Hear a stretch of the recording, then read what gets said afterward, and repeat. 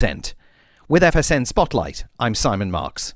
And the top news again. Colin Powell, America's first black Secretary of State, has died at age 84 from complications from COVID-19. The U.S. Defense Secretary says Washington is closely watching China's development of advanced weapon systems, and UEFA has ordered England to play one game behind closed doors after a lack of order and discipline at the Euro 2020 final. And that's the latest feature story news. Rebecca Foster reporting. According to a new report, the vast majority of Americans simply want to be safe, happy, rich, comfortable, entertained, thin, and romantically fulfilled. The Onion spoke to a few of the survey's respondents who also claimed they want to be healthy, fulfilled, and successful and energized at all times. All I want is a low-stress job, a nice house, affordable health care, and low gas prices, you know? It'd be nice to have a 35-hour work week, delicious food that's actually good for me, strong friendships, and free high-speed Wi-Fi wherever I go. I think I'm entitled to wealth, love, cheap education, a fair legal process. According to the survey, 63% of all Americans want their summers to be hot but not too hot. 85% want the government to stop all wars and world hunger and make quick and easy weight loss possible. 93% want to be emotionally satisfied, plus a soulmate, unconditional love from their parents, and a big happy dog. This is the Onion News Network.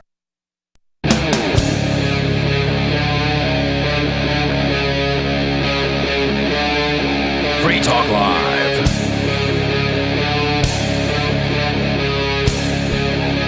Hey, it's Free Talk Live. You can join us here. All you got to do is dial in at our number, 603-283-6160. That's 603-283-6160. With you tonight, it's Ian and Aria. Of course, you can bring up anything that happens to be on your mind. Seems like everybody's talking about a dead warmonger today, aren't they? I don't know. I've been off the internet for the most part all day long. I just happened to see the story that, Colin Powell died. Yeah, and depending on your political viewpoint, you have a specific... Usually people have a certain thing that they're expressing about this. People on the pro-vaccine, pro-mandate side of this are blaming the unvaccinated for Colin Powell's death. Are they? I haven't seen that. Well, because he was fully vaccinated, right? Okay, by his own statements, or I think his family posted that information after he died, and there literally are people who are saying that it's the fault of the unvaccinated because they believe that vaccinated people can still get COVID, but only from the unvaccinated. So, who told them that? I don't know. Because that's not correct at all. They've been told that unvaccinated people are dangerous. Right. They've been told that unvaccinated people are the pandemic. Remember, it's a pandemic of the unvaccinated now. Joe Biden has said this. Other people in the media have trotted this particular line out. And so it shouldn't be a surprise when people mindlessly repeat the things that they are hearing. So there's that. It shouldn't be a surprise, but man... It continually is a surprise. Like when I see the news of Colin Powell's death and I see arguments being made, oh, well, this isn't proof that the vaccine doesn't work or that it doesn't help prevent death or hospitalization. It's just proof that we need more booster shots. I'm left stunned at how stupid people can be. Have they never heard of circular reasoning? Speaking of booster shots, did you hear the FDA is now likely to approve mixing and matching? No, but meaning that didn't they say that was a bad idea because that's not helpful? Well, remember, whatever it is that they said in the past, all they have to do is say something different, and then people will just forget about whatever it was that they said in the past. There was I don't know, I thought I bookmarked this, but maybe I didn't. There's just a quick story in the Daily Mail today saying that the FDA may be approving the mix and match, meaning that if you got a Pfizer, if you got 2 Pfizer shots initially, and you want to go ahead and get a Johnson & Johnson booster, they're fine with that apparently. Just put all of the things in your veins. We don't care what things you put in your veins. Just put the things we say in your veins. It's shocking that people are doing this, man. Yeah. It's sad, but at some point, I just have to believe that people are going to wake up and start thinking for themselves, and that just looks so unlikely. Yeah, why would you believe that at this point? I mean, all the evidence suggests the opposite. Because it's just getting so absurd.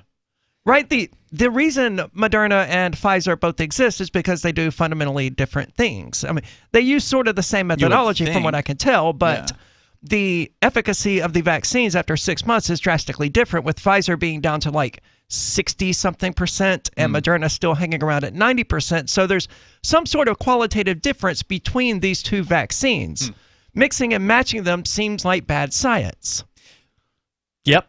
But it's in the mainstream media, so I mean, I guess it's gonna, maybe it's gonna happen. I don't know. I don't have the story in front of me. I thought I bookmarked it, but I didn't. I'll see if I can pull it up later. But back to the dead guy.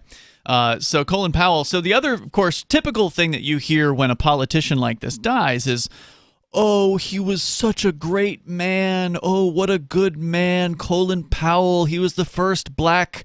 Whatever the hell he was. He was the Secretary of State. There you go, Secretary of State. I only know that because it's in the headline of this article. I didn't know what he was either. That's basically the Hillary Clinton position I think she held recently prior to Trump, if I recall correctly. That was the position of like top killer, basically. They kind of run like the Pentagon or something like that. Isn't that right? I have no idea. Yeah. I don't know what these people do. They're psychopaths and they kill people. That is definitely what this guy has done. I mean, he was a military guy. He was one of the people who were one of the key liars to get the American people to believe in weapons of mass destruction and invade Iraq and Afghanistan.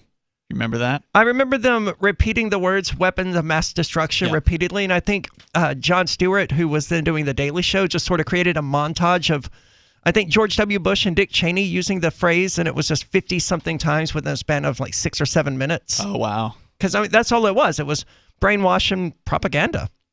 Just like they've been doing with COVID-19, they just repeat things often enough and people will repeat them back and no one ever actually questions whether or not the statements are true. Now, just looked up Colin Powell, weapons of mass destruction. Now the media is trying to make him look like he cared after the fact. He regretted it, he said, later on, apparently. Did he regret it because it was a bad idea from the beginning or because it didn't turn out the way that he wanted it to? Yeah, I don't know. That's a good question. So if you want to comment here on whatever's on your mind, mix and matching vaccines, Colin Powell, who, again, fully vaccinated. Oh, yeah, he was 84 years old. And battling cancer. Yeah, maybe that was a factor. I mean, could be. Could just be a factor in the... Well, wait a minute.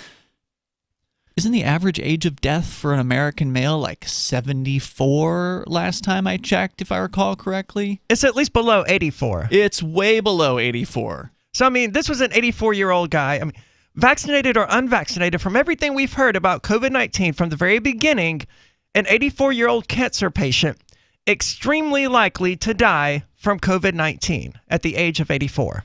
An 84-year-old man is extremely likely to die just any day, basically. And I'm actually surprised. Life expectancy apparently has gone up a little bit since the last time I saw the numbers. Okay, this actually includes females. But to find the male life expectancy. So total overall, like people in the United States, it is 78.79 years as of 2019. And that includes women. So he was already 6 years beyond the average life expectancy of an American. Yeah. So, I mean, he was soon to die anyway. For males, according to the numbers posted over at NPR, this again is for 2019, 75.1. So he was almost a decade older than the average American man is when he passes away. And correct me if I'm wrong, but the whole point of the vaccine is to keep people like Colin Powell, the elderly with comorbidities, with cancer, to keep them safe and not at risk of dying from COVID-19. This is the claim, yes. Okay, then what good did it do him? Now, they're saying that this is just proof that we need booster shots, but that's not proof that we need booster shots. It's proof that the vaccine, well, it's at least evidence that the vaccine is not doing the one thing they said it was going to do. Well, remember, this is a religion. Okay, the belief in the state, the omnipotent state, is a religion, and the taking of a vaccine is like a communion, right? Like it's a ritual that the people within this religion are doing, and many of them are doing it publicly. They're wearing stickers, to prove that they're vaccinated. They've got masks, which is another kind of religious totem that they have here. And the religious belief is that he just needed to eat one more of the little Sunday cracker? Well, no. The religious belief is, and it's a belief because it can't be proven, is that the vaccine will make things better, that it will lessen the severity of.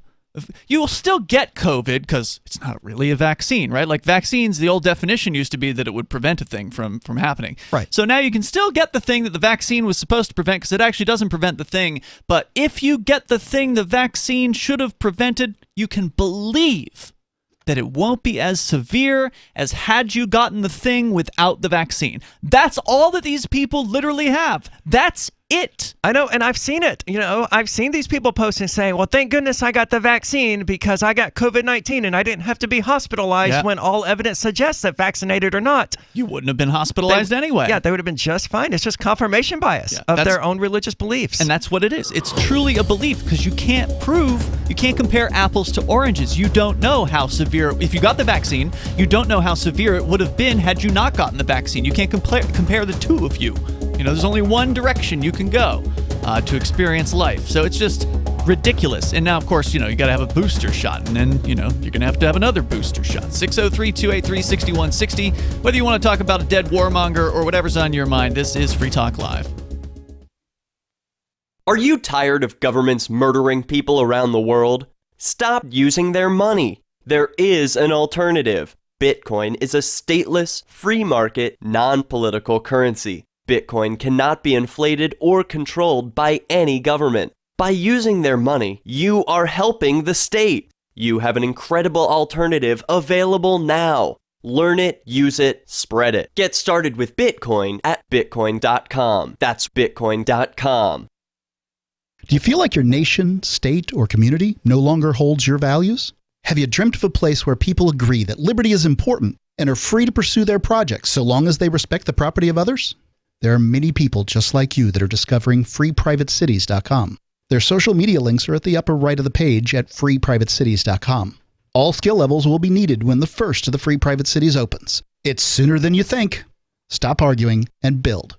freeprivatecities.com. Breaking weather news. Belize is sunny and around 82 degrees every day this week. What's the forecast for your life? If current politics and economic prospects are cramping your freedom, escape to the tropics. ECI Development has affordable second homes for you to own or rent in Belize and other tropical countries. Places with stable governments and growing economies. Secure your freedom now.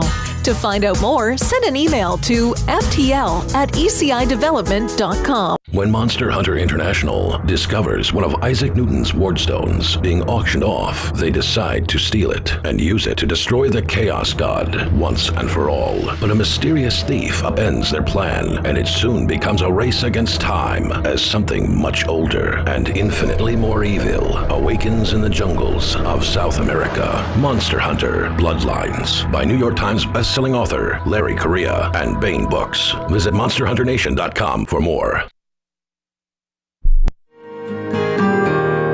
So the protection of life, liberty, and property is what the Free State Project is all about. But it's an effort to move 20,000 people who understand. It's about demonstrating to the entire country that, yeah, we can have a free market, a truly free market. Making it just a freer, great place to live.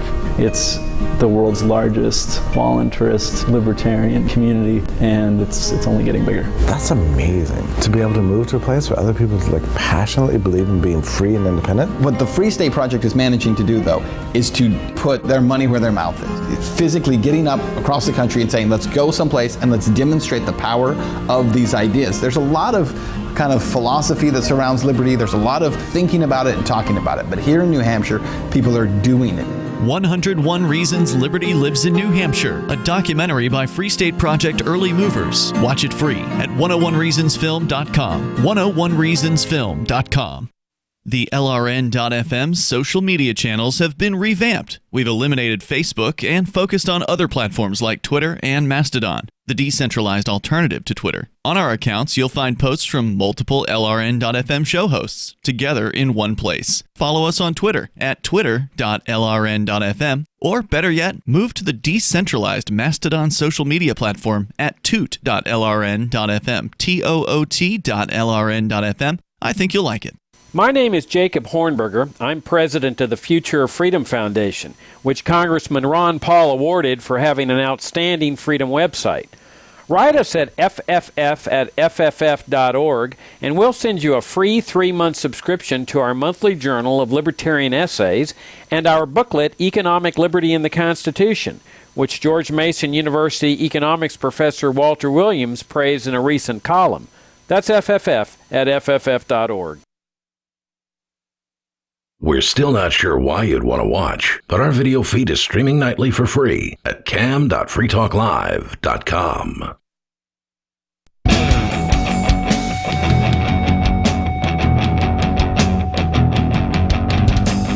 It is Free Talk Live. Open phones if you want to join us here. The number is 603-283-6160.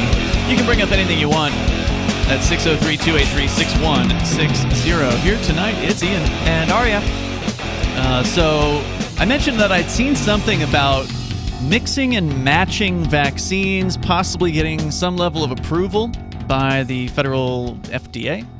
And I did find that story, so we can talk about that. Plus, on the way, more supply chain fun with apparently, Arya, you've got a story about wine manufacturers are having a tough time putting their packaging together.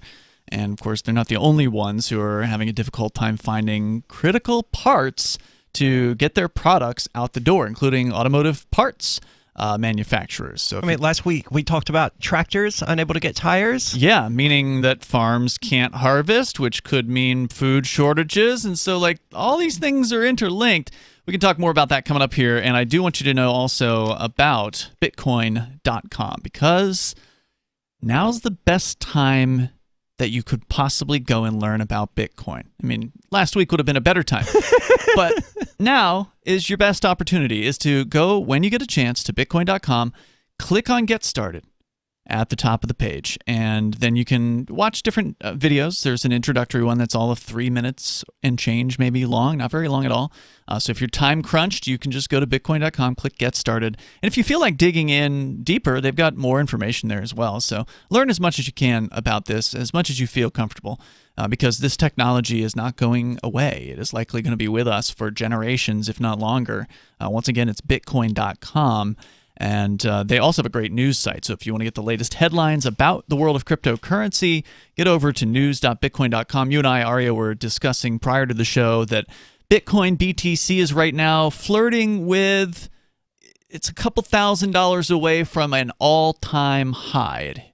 Yeah, it seems pretty likely that within the next day or two, it will reach an all-time high. I'm expecting 100K by the end of the year at this rate. I don't think that's unbelievable. Yeah, I think that's entirely believable, and some might even say it could blast through that at this point. Because if you look at what Bitcoin has done in the past, and again, past performance is not an indicator of what might happen in the future. We don't know if Bitcoin follows patterns or anything like that. We don't really know much about it. It's just, we know about the tech behind it, but we don't know about why the price goes the way it goes. It's just driven by the market. Yeah, it's a global marketplace. In fact, somebody was saying on Twitter the other day, Bitcoin had an all-time record close, an all-time high record close. And I said, the Bitcoin market doesn't close. Right. When does Bitcoin ever close? It doesn't. It's 24 hours a day. There's not some sort of centralized authority that says, all right, ding, ding, ding, day's over, go home, everyone. No, while you're sleeping, the Bitcoin price is going up, and it's going down, and it's going up, and it's going down. So you can't play this market, as long as it's open. It's impossible for one human to, day trade this thing, basically, because it's always changing. But go to Bitcoin.com, learn more about it. We could talk about cryptocurrency, of course, here as well. But we started out with the story about Colin Powell, who is a warmonger and, should not be warmly remembered by anyone, just as all politicians don't deserve to be warmly remembered. And it's like whenever politicians die, it's always all the good. Oh, they're so good. These people are so good, and oh, look at how he loved his family, and here's a photo with him and a dog. And see, I don't see a lot of that, because on the internet, a lot of my friends are libertarians, and they're just like joyously celebrating and dancing on his grave, and I don't really agree with that viewpoint either, because he was someone with a family that loved him and with grandkids and all of that. And I mean, and his family, that they feel... Well, we don't know if his grandkids loved him. That's true. Yeah. But presumably someone did. He might have been a total a-hole to his family. We really have no idea. But presumably someone loved him. And there's a good chance. And there's some people out there who his are legitimately sad about his death. Yeah, like, his mom might have loved him before he became a killer. One would hope that, people allowed morality to guide their empathy that way, but it doesn't seem like most people do. I mean, most people have a hard time recognizing him as a warmonger. Sure. But he was. Sure was. No, I agree with you. I don't like the idea of dancing on someone's grave, but I also believe in telling it like it is. And the reality about this guy, I'm not calling names when I say he was a warmonger. That was his job in the U.S. wasn't he government. a general as well? Yeah, I believe he was. Yeah. So he... And a politician. He probably actually killed people personally at some point. Perhaps. He certainly has ordered it. Yeah. So, undeniably. There's just... This is common within the United States, even though the U.S. doesn't have a royal family to sort of have that royalty worship thing going on that some people do in countries with, kingdoms or whatever. Here, there's still that factor. It's just not... It's not directed towards a particular family. It's just directed towards the political class. Same thing was true with John McCain when John McCain died. Dude was a total warmonger and a total statist, and yet you still see everybody, oh, he was a good, oh, my friend John McCain. Even the people who are his political opponents come out and say nice things about him. And so as Joe far as I'm Biden... aware, the only good thing John McCain ever did was argue for better treatment of people in Guantanamo Bay. Because he had been a POW at one point, and he knew how bad it could really be. But that was probably the only thing I remember him doing that was ever decent. Well, again, it's just frustrating because the media propagates this, and then, of course, the people regurgitate the things that the media propagates. So instead of remembering how bad politicians are and how untrustworthy they are, and the fact that people still know at some level that politicians are dirt, and that they're the scum of the earth. Well, we never found any weapons of mass destruction in Iraq, did we? He lied. They all lied. Yeah, they all lied. Do you remember back then when they were going on the news with these massively drawn bunkers, almost cartoonish looking, saying, hey, this is what they have. They have all of these mainframes hidden in these caves under the mountains. Wow, no, I don't remember that are super advanced. And they just made this stuff Turns out it was just Saddam Hussein hiding in a cave. Yeah, they just completely made it up. Or in a hole. I think it was found in a hole, if I recall correctly. Hiding. Saddam Hussein? Yeah. I'm speaking of Iraq when they were doing that, though. When they were doing they have these massive labyrinth underground caverns with mainframes and stockpiles of weapons. Saddam Hussein was the president of Iraq. Yes. Yeah, okay. I meant Afghanistan. Got it. Okay. I don't know what I said. Either way, neither place had those things. Right. And it was the same people orchestrating both of them. Yep. So it just absolutely made it up. No one was held accountable. Yeah. Look, whenever one of these people dies, it's not like the world becomes a better place because there's always some other scumbag who's angling for that guy's job. So, I mean, I understand why some people like in the libertarian camp want to celebrate when somebody like this dies, and there's just no point. It's grave dancing, number one. It's kind of tasteless, although I do enjoy the memes that are coming out because that's a great way to make a quick point to somebody about how bad this person was.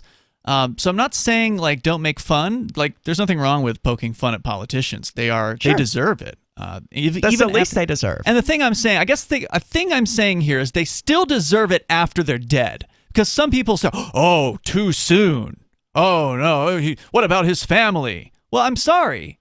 If his family cared, they should have convinced him to stop being such a scumbag and quit his job, and then apologize immediately after he told however many lies this guy told in his career, because as a politician, it's just constant stream of misinformation and lies coming out of their mouths. And he's no different than John McCain or any of these other dead politicians out there.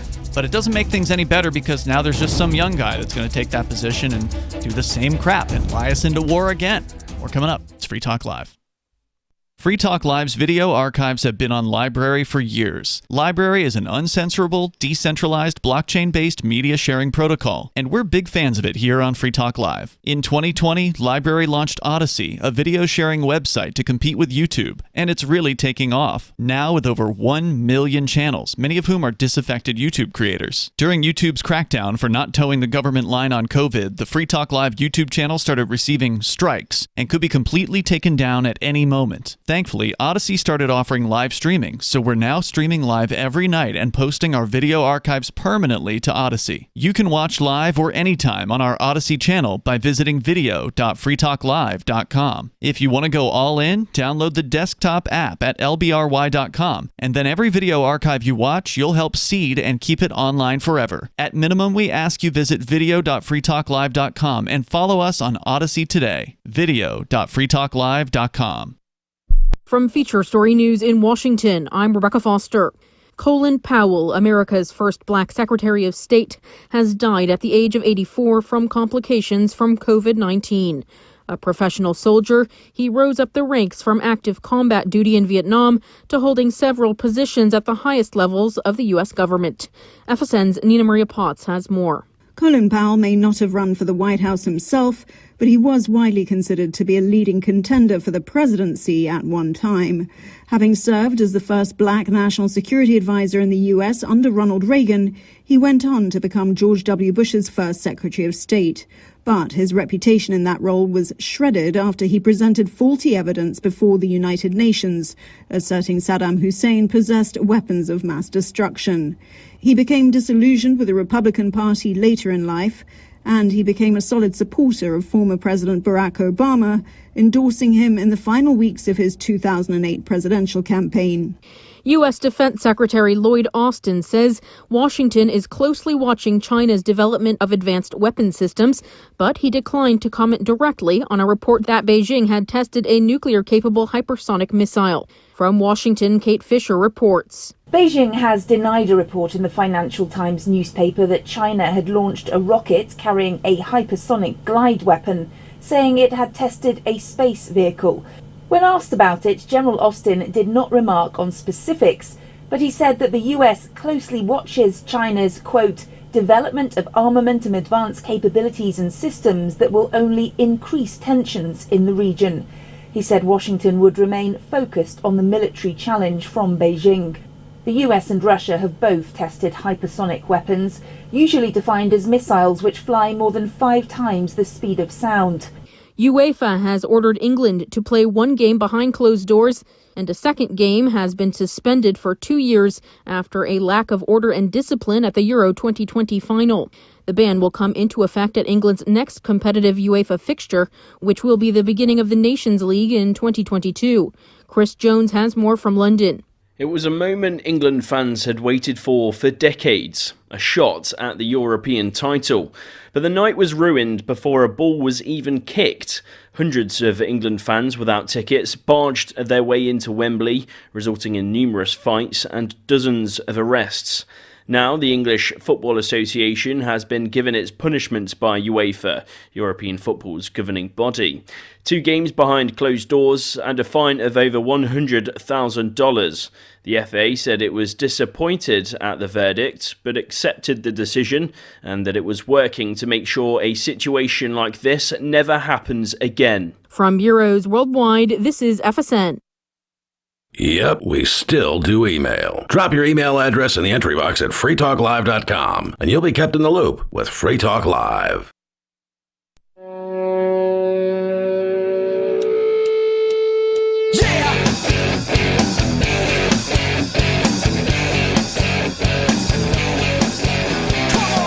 It's Free Talk Live. You can join us here. The number is 603-283-6160. With you in the studio tonight, it's Ian. And Arya. Coming up, mix and match on vaccines. Apparently, that might end up being an officially approved thing. Even Fauci is saying he supports it. We'll look at that here in just a bit. Your calls and thoughts are welcome. Plus, supply chain issues hitting the wine manufacturers. Aria will tell us about it, but we're going to go to your phone calls and thoughts first. Greg is on the line in New York. You're on Free Talk Live. Go ahead, Greg. Sorry about that. That was my bad. We have you now. Go ahead. Hey, y'all. I want to talk about weapons of mass destruction and what we knew and when we knew it. All right. And the dysfunction in our government and political parties. All right.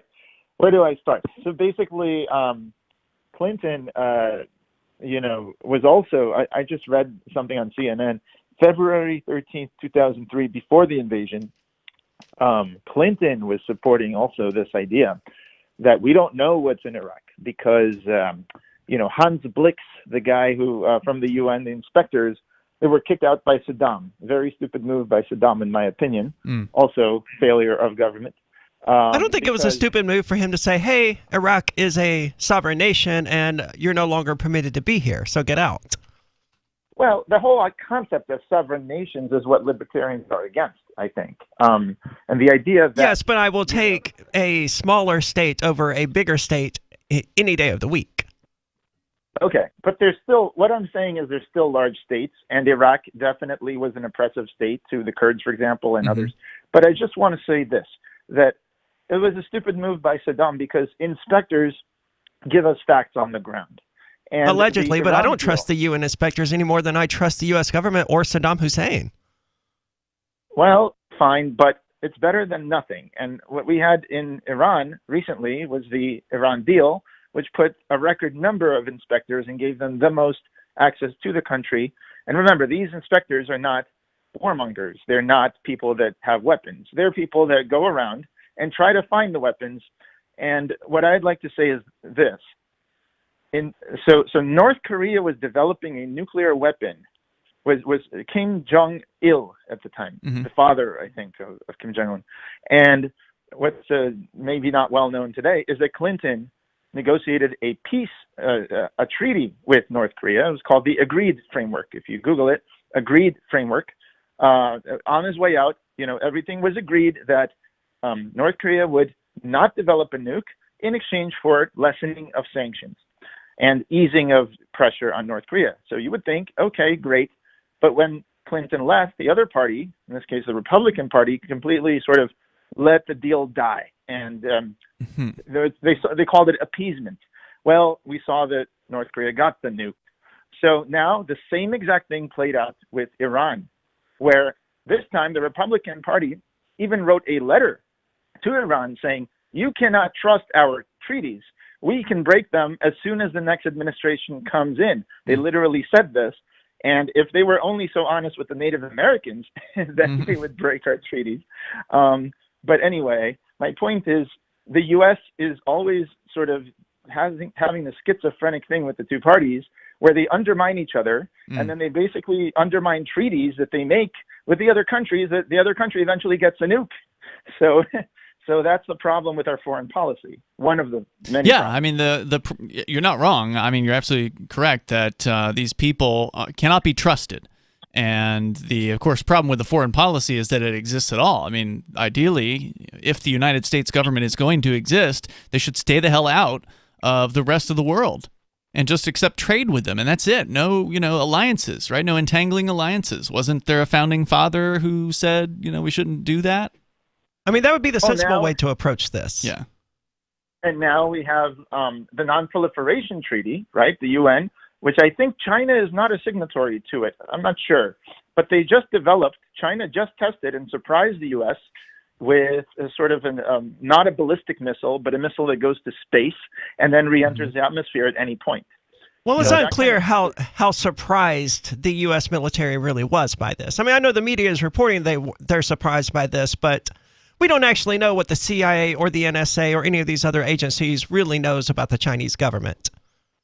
Exactly. But the fact that they're not a signatory to any of these treaties is even more worrying to me, because I'm in favor of less weapons of mass destruction and less governments creating weapons that can kill people, like robot dogs with mounted sniper rifles and all this other drone stuff that they're going to come up with. So I've never been curious enough to look into it. What is the Non-Proliferation Agreement or treaty?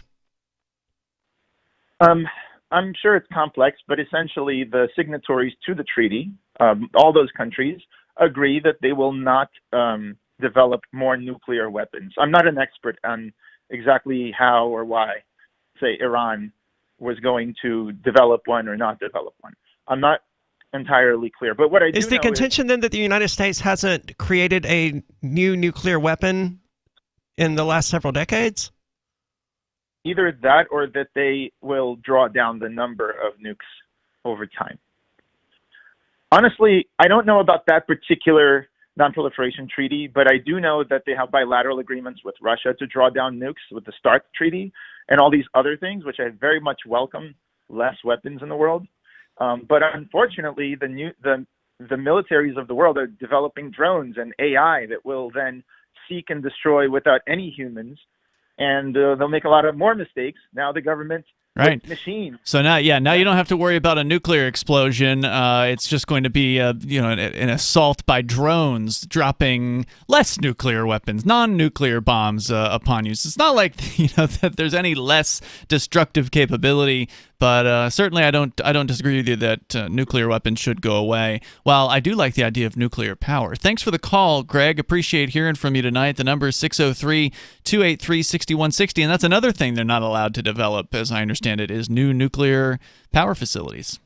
So we're stuck with all the old ones from the 1970s that if they haven't been shut down at this point. And of course, when you have old nuclear facilities made back in the day, you have a much more likelihood of critical errors and meltdowns and things like that, and they're not allowed to use newer technology that can actually prevent those things from happening, which is stupid.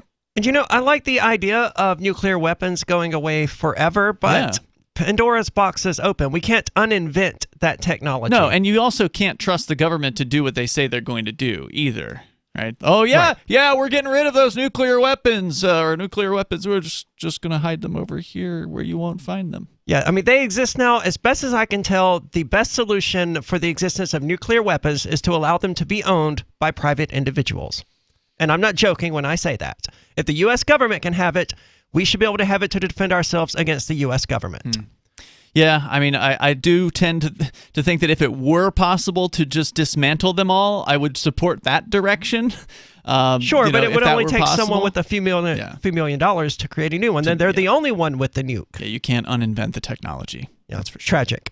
All the more reason we should be cautious in the future about developing things like mRNA vaccine technology when we don't actually give any consideration to the possible long-term ramifications of inventing these things. Yeah, people don't seem to be very concerned with long-term ramifications. They're just shooting all this stuff up in their veins. According to thehill.com, Anthony Fauci said Sunday he believes people who have taken the Johnson & Johnson one-shot vaccine will have flexibility to mix and match booster shots based on specific situations.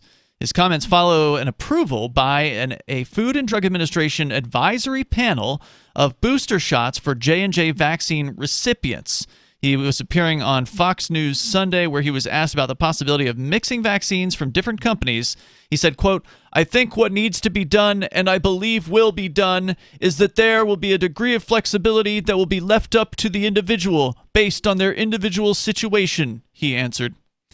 He noted the data so far suggests those who have had the J&J vaccine might benefit more from a shot of a second vaccine produced by Moderna or Pfizer. So he claims that it will give you a higher antibody level, so he claims. On what basis do they make these claims? I don't know. Somebody said Our priest said so? Yeah, somebody said something somewhere. We're coming up here, 603-283-6160, so just jam all that stuff in your veins, and you'll be more healthy, right? Does this ever happen to you? Moments after you're introduced to someone, you forget his or her name. It's a common faux pas you'll want to avoid, especially if you're a job seeker. And even if you're not, here's a tip. As you are being introduced, and while you're still shaking hands, smiling, and making eye contact, say the person's name aloud. Not only does that make a deposit in your memory bank, it acknowledges the other person. And that is more than a nuance, as is maintaining eye contact. With money and attention so scarce now, effective communication skills have never been more important. Cutting through the clutter rather than blending into the blah, blah, blah will help you connect better, no matter what the conversation. For more tips, hit survivalspeech.com.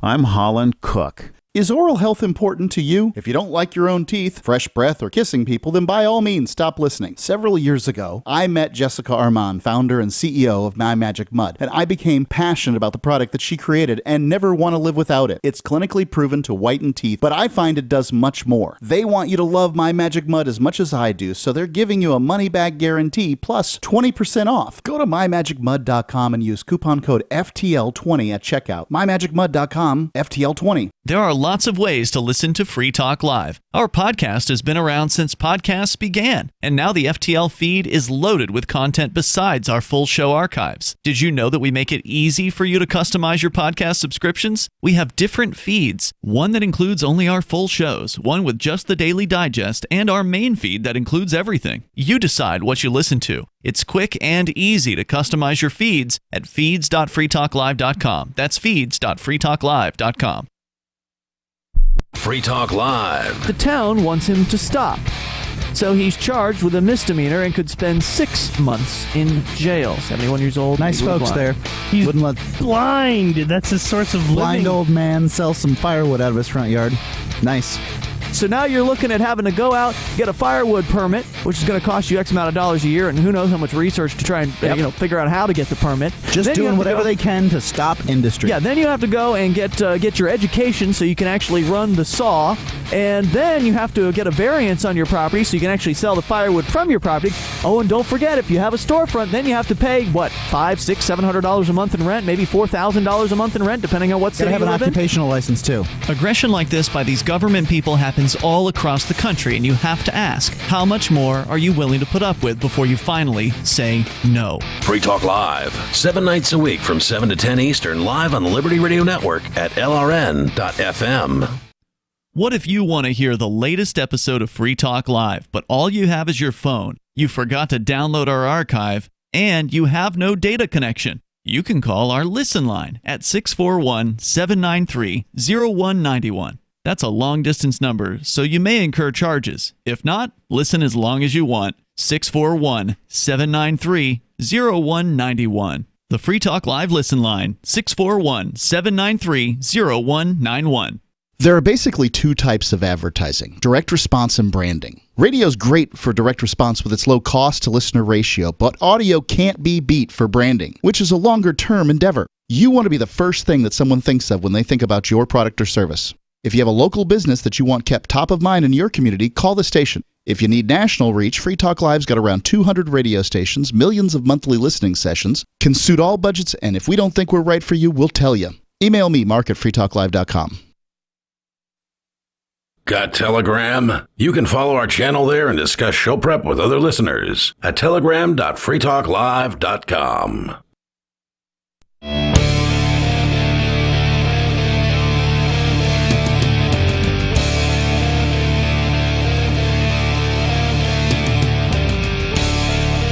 This is Free Talk Live. You can bring up whatever you want here. The number is 603-283-6160, inviting you to take control of the airwaves. And here in the studio with you tonight, it's Ian. And Arya. Coming up tomorrow night. I don't think Conan has canceled, so it's still on. It is on. And I am mentally prepared for it this week, so it's good.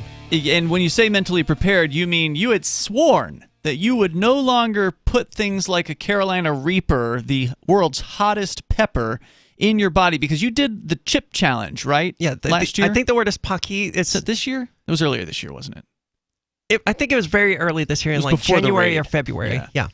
So you did this chip challenge, but you also ate, was it a ghost pepper that same night? No, it was 2 Carolina Reapers. It was Reapers. Okay. Yes. Okay. And that was because, I eat a lot of spicy food, so I figured the chip challenge wasn't going to be that bad. And it wasn't. I mean, it was a little spicy, but no. But the 2 Carolina Reapers, those got me. Yeah, and didn't they get you mostly later on? Not so much the moment that you were eating them, but the real punishment was the passing them through your body? I mean, don't get me wrong, eating them was really unpleasant. I was like gargling, half spitting out milk on my front porch at like 2 in the morning. And that relief, it's so instantaneous. As soon as you're not drinking milk, it comes back. Comes right back. Yeah. And it's insanely hot and extremely painful, and it just sits in the back of your throat. And there's nothing you can do about it except suffer. Yeah, except suffer. And it stays like that for a good 25 to 30 minutes. Oh, my God. But yes, that part doesn't... How big is one of these things? These were really tiny, about the size of maybe a large grape. Okay. So I assume Conan's are larger because these were actually like... They weren't freezed, they were dehydrated. Dried up, yeah. Dried up. Which, from what I can tell, shouldn't affect the capsaicin levels, but it may have. Can't see why it would. Yeah, but anyway, so I'm expecting these to be worse. Because Conan has grown them fresh in his garden this year. He's freshly harvested these things. He's going to be bringing them here tomorrow night. It'll be after the radio show. So we're not going to do this during the radio show. Otherwise, I'll be down to co-host. This will be internet only, video.freetalklive.com. It'll be on our Odyssey channel. And you'll be able to watch this live. You'll be able to watch Conan and Arya torture themselves for your entertainment. And you don't have to pay a dime to see it. You'll be able to watch it for free. You're absolutely right, though. The next day is the worst part because you feel it at every stage as it goes through your body. And it's not 25 minutes of horrible pain at that point. It's like 6 to 7 hours of just constant burning sensation at some point through your body. It's not fun. No, I'm not looking forward to it. I can only barely imagine this because, I mean, I like spicy foods. I like hot, but I'm not like a fiend. Okay, so I'm not interested in taking this this challenge. I might have the habanero or something like that, but to go to ghost pepper and then Reaper, I don't. That doesn't sound like fun because it's not. We've got a place here in Keene. It's a wonderful Jamaican restaurant called Yasso Jamaican. It's on Main Street in Keene. So if you're in Keene, New Hampshire, and you want to get some real Jamaican food, believe it or not, there's actual real Jamaican food here in New England and Keene. But she makes a sauce called murder sauce, and actually you requested this at one point. This is not on the menu. You don't see. It's on the menu now. Oh, is it really? Like they've actually got it on the actual. Yeah, if you try to order on DoorDash or online or something, it actually has option. Murder sauce. That's amazing. Yeah. Well, it wasn't at the time, and so she came up with this thing, which obviously she already had the recipe for this. This is like a Jamaican thing to have Scotch bonnet sauce. And didn't we find out that Scotch bonnets were about on the same level as like a habanero? I think so. Yeah, so it's a pretty spicy pepper, and this sauce can be quite hot at times. It depends on the batch of the peppers and the week or whatever. But there have been times where I've just had some of this murder sauce, and that night, that overnight, I'll have a difficult time getting to sleep because I can like feel it in my bowels, basically, just kind of doing whatever the stomach is trying to do to it down there and pass it through your system. And it's just, I can only imagine that being 10 to 100 times worse is what you're describing with these Reapers, right? Because the Reaper is a 2 million Scoville unit, Scoville being the heat measurement of something that's spicy, whereas like a habanero is maybe 100,000 to 300,000 or something like that. So yeah, roughly 10 times hotter than a habanero. Yeah. But in my experience, it really doesn't matter once you get past the 200,000-300,000 Scoville mark. You can't tell the difference. No, it's just intensely hot and painful. Whether it's a little hotter than the ghost pepper, I couldn't tell you. I kind of feel the same way about cold weather to some extent. Like I hate it when it's cold, but I start getting cold at like 60. But if it's below freezing, if it's 20 versus 10 versus 0 versus -10, it's like I have a tough time telling the difference. That's a really good those. comparison. That's pretty much it. Yeah. Exactly. It's like, okay, it's negative 12 degrees, but it doesn't really feel any worse than, 15 degrees. Yeah. It sucks to be outside, and that's pretty much where it levels off. So you'll get to watch this. It's tomorrow night. We're going to take a quick break after the show because we got to do archives and take a bathroom break or whatever. Then we'll come back at video.freetalklive.com. Expect the start time to be approximately 10:30 Eastern Time. So join us for that. So since we're talking about food, let's talk about groceries and grocery prices. According to the AP, inflation at the wholesale level, and again, they're talking about price inflation because remember, inflation is an increase in the money supply. And they've been doing that. They're not slowing that down, and that's why you're seeing prices going up. But it's also because supply is going down because of all of the shipping shortages. That's true. That is definitely true. But I think the primary reason is the increased money supply. More money chasing the same amount of goods, or in this case, a smaller amount of goods, is going to result in prices going up. And they're not going to come back down because they're going to keep printing more money. Anyway, it's the wholesale price inflation is up 8.6%. in September compared to a year ago. So looking at a 12-month increase. Now this means, what does this mean exactly? That people who make meals and stuff like that are having to pay 8% more in order to get their... roughly 9% more at the wholesale level. So to acquire the different products that they need to put together these, the different parts to put together these products or whatever, it's all going up. And it's resulting in an increase at the wholesale level, which means they're going to have to mark the retail prices up as well. And it is the largest advance since the 12-month change was first calculated in 2010. The Labor Department reported Thursday the monthly increase in its Producer Price Index, which measures inflationary pressures before they reach consumers, was 0.5% for September compared to 0.7% in August. The 8.6% rise for that 12 months ending in September compared to an 8.3% for the 12 months ending in August, which had been the previous record 12-month gain. So they set a record in August, and then they set another record, beating the August record in September. Wednesday, the government reported the inflation at the retail level rose 0.4% in September, with consumer price index up 5.4% over the past 12 months. So you have to ask yourself, how is it that if the wholesale price index is up 8.6% over 12 months, how is the consumer price index only up 5.4% in that same time frame? The obvious answer would be that the companies are just, taking the hit in the reduction of profits, but that doesn't seem like the way the companies would handle this. Well, it could be for a time, right? Because if you've got enough play in your profits to where you can do that and still remain competitive and still pay everybody, then you can do it. It's just over time, it's going to get harder and harder to do because, well, guess what? Those employees, they want a raise. Because they need that raise because their food is also now more expensive. Yeah. So I think that these companies are trying to delay the inevitable, but the other thing to remember is, at least with the consumer price index, now I've never actually even heard of the producer price index. That's the first time I've heard of that one. But the consumer price index, we know that that's highly manipulated. They don't factor in the cost of food or energy into those. So two of the main things that we need in order to survive don't get factored in? I believe real estate is not factored into that either, if I recall correctly. And real estate is way up. Yeah. So there's a lot of stuff that they just leave out of the consumer price index. And I'm pretty sure it's food. I'll have to double check on that, but definitely energy costs and real estate. I'm pretty sure those are not in there. There's this whole list of things. There's like, what? That's not in there? Yeah, it's not in there because they want to make it look like inflation or the prices going up, price inflation is not as bad as it actually is. Well, I mean, it definitely is. And there's also shrinkflation going on, which we talked about repeatedly, and that's only going to get worse as things go forward. I don't think it can get much worse. I think they've shrunk things down about as much as they can shrink them down. I mean, how much more can you whittle down, a yogurt container?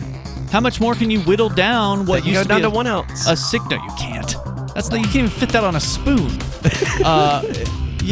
Aren't they 2 ounces right now? No, they're low end 4 ounce, and you're lucky if you can find anything above 5.3. It's almost impossible, but every now and then you can. There's more coming up here, and like 64 ounce orange juice containers, you can't find those anymore. More coming up. It's Free Talk Live. Are you tired of governments murdering people around the world? Stop using their money. There is an alternative. Bitcoin is a stateless free market non-political currency. Bitcoin cannot be inflated or controlled by any government. By using their money, you are helping the state. Stop doing it. You have an incredible alternative available now. Learn it, use it, spread it. Get started with Bitcoin at bitcoin.com. That's bitcoin.com. Do you feel like your nation, state, or community no longer holds your values? Have you dreamt of a place where people agree that liberty is important and are free to pursue their projects so long as they respect the property of others? There are many people just like you that are discovering freeprivatecities.com. Their social media links are at the upper right of the page at freeprivatecities.com. All skill levels will be needed when the first of the Free Private Cities opens. It's sooner than you think. Stop arguing and build. freeprivatecities.com. Looking for a great real estate investment? Consider New Hampshire, which is ground zero for the Liberty Movement. Your first call should be to Mark Worden from Porcupine Real Estate. He's more than just a real estate agent. He's your New Hampshire concierge. Where are the best places to live? Do you want farm, city, the burbs, or forest? Do you want a duplex or multifamily building so that renters pay your mortgage? There are homes in all price ranges in New Hampshire, and Mark can help with financing too. Invest in liberty and property. Mark Worden can help. PorcupineRealEstate.com. Tired of cancel culture? Sick of mega tech corporations holding an axe over your head? Join the LRN.FM Matrix chat server. It's self-hosted, so no one else can tell us what to do or say. Don't like the existing channels? You can make your own. You can even connect into some of our channels from other Matrix servers. It's federated. For the full LRN.FM Matrix experience, though, you should join our server via the step-by-step instructions at chat.lrn.fm. chat.lrn.fm. You're listening to the live edition of Free Talk Live. Hour number 2 is next, after the news, here on the Liberty Radio Network at LRN.FM. From Feature Story News in Washington, I'm Rebecca Foster. Colin Powell, America's first black Secretary of State, has died at the age of 84 from complications from COVID-19. A professional soldier, he rose up the ranks from active combat duty in Vietnam to holding several positions at the highest levels of the U.S. government. FSN's Nina Maria Potts has more. Colin Powell may not have run for the White House himself, but he was widely considered to be a leading contender for the presidency at one time. Having served as the first black national security advisor in the U.S. under Ronald Reagan, he went on to become George W. Bush's first Secretary of State. But his reputation in that role was shredded after he presented faulty evidence before the United Nations, asserting Saddam Hussein possessed weapons of mass destruction. He became disillusioned with the Republican Party later in life, and he became a solid supporter of former President Barack Obama, endorsing him in the final weeks of his 2008 presidential campaign. U.S. Defense Secretary Lloyd Austin says Washington is closely watching China's development of advanced weapon systems, but he declined to comment directly on a report that Beijing had tested a nuclear-capable hypersonic missile. From Washington, Kate Fisher reports. Beijing has denied a report in the Financial Times newspaper that China had launched a rocket carrying a hypersonic glide weapon, saying it had tested a space vehicle. When asked about it, General Austin did not remark on specifics, but he said that the US closely watches China's, quote, development of armament and advanced capabilities and systems that will only increase tensions in the region. He said Washington would remain focused on the military challenge from Beijing. The US and Russia have both tested hypersonic weapons, usually defined as missiles which fly more than 5 times the speed of sound. UEFA has ordered England to play one game behind closed doors, and a second game has been suspended for 2 years after a lack of order and discipline at the Euro 2020 final. The ban will come into effect at England's next competitive UEFA fixture, which will be the beginning of the Nations League in 2022. Chris Jones has more from London. It was a moment England fans had waited for decades, a shot at the European title. But the night was ruined before a ball was even kicked. Hundreds of England fans without tickets barged their way into Wembley, resulting in numerous fights and dozens of arrests. Now, the English Football Association has been given its punishment by UEFA, European football's governing body. 2 games behind closed doors and a fine of over $100,000. The FA said it was disappointed at the verdict, but accepted the decision and that it was working to make sure a situation like this never happens again. From bureaus worldwide, this is FSN. With FSN Spotlight, I'm Simon Marks, looking today at the sense of fear expressed by some politicians in the UK following the murder last week of Conservative Party lawmaker Sir David Amess, as he was meeting some of his constituents who had made appointments to see him. His killing, the second of an elected lawmaker in 5 years, has caused widespread shock and horror in the UK. Lisa Nandy is a Member of Parliament with the opposition Labour Party, first elected 11 years ago. It's when you're walking the streets and when you're out and about. There've been a number of times when I've been threatened or my staff have been threatened, and I think it is getting worse. But I also think it brings out the best in people. That, even just this morning, as I've been doing the media round, although I'm still getting a regular sort of drumbeat of abuse on social media, my inbox is absolutely full this morning of people saying thank you for what you and other MPs are doing, and people are like that in the real world as well. And that's why I think this is so important, and we need to take it seriously, because most people want their MPs to be able to represent them. This isn't just an attack on us, this is an attack on anybody who believes in a free society. Police say the assassination of Sir David Amess may have been an act of terrorism. It has certainly sparked a debate about whether more needs to be done now to protect members of Parliament, while finding a way of continuing to allow them to mix freely with the people they represent. With FSN Spotlight, I'm Simon Marks. And the top news again. Colin Powell, America's first black Secretary of State, has died at age 84 from complications from COVID-19. The U.S. Defense Secretary says Washington is closely watching China's development of advanced weapon systems, and UEFA has ordered England to play one game behind closed doors after a lack of order and discipline at the Euro 2020 final. And that's the latest feature story news. Rebecca Foster reporting.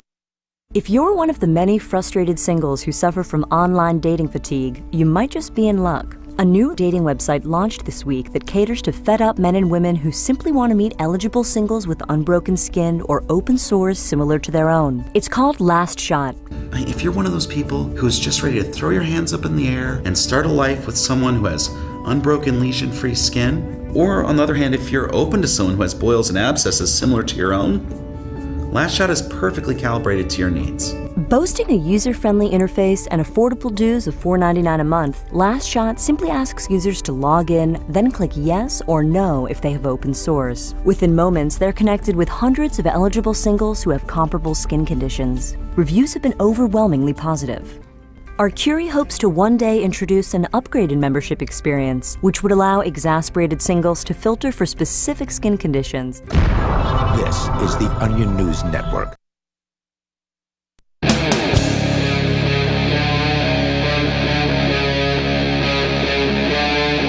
Free Talk Live.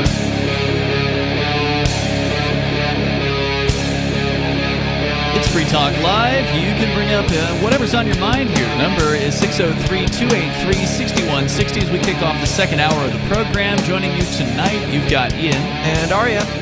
We're talking about some of the economic troubles out there with inflation inflation, the increase in the money supply, of course, affecting the prices of things. And begrudgingly, the government has to admit that it's going on. They just try to play it down as much as they possibly can, with official numbers from the Labor Department showing that the what is called the Producer Price Index is at a record high for the last 12 months of an 8.6 increase in wholesale prices. Now, the Consumer Price Index is up 5.4% over the past 12 months as well. But those don't really tell the real story, do they? No, they don't, because there's all sorts of other things going on behind the scenes. And of course, as you pointed out, the ultimate cause of all of this is the increase in the money supply.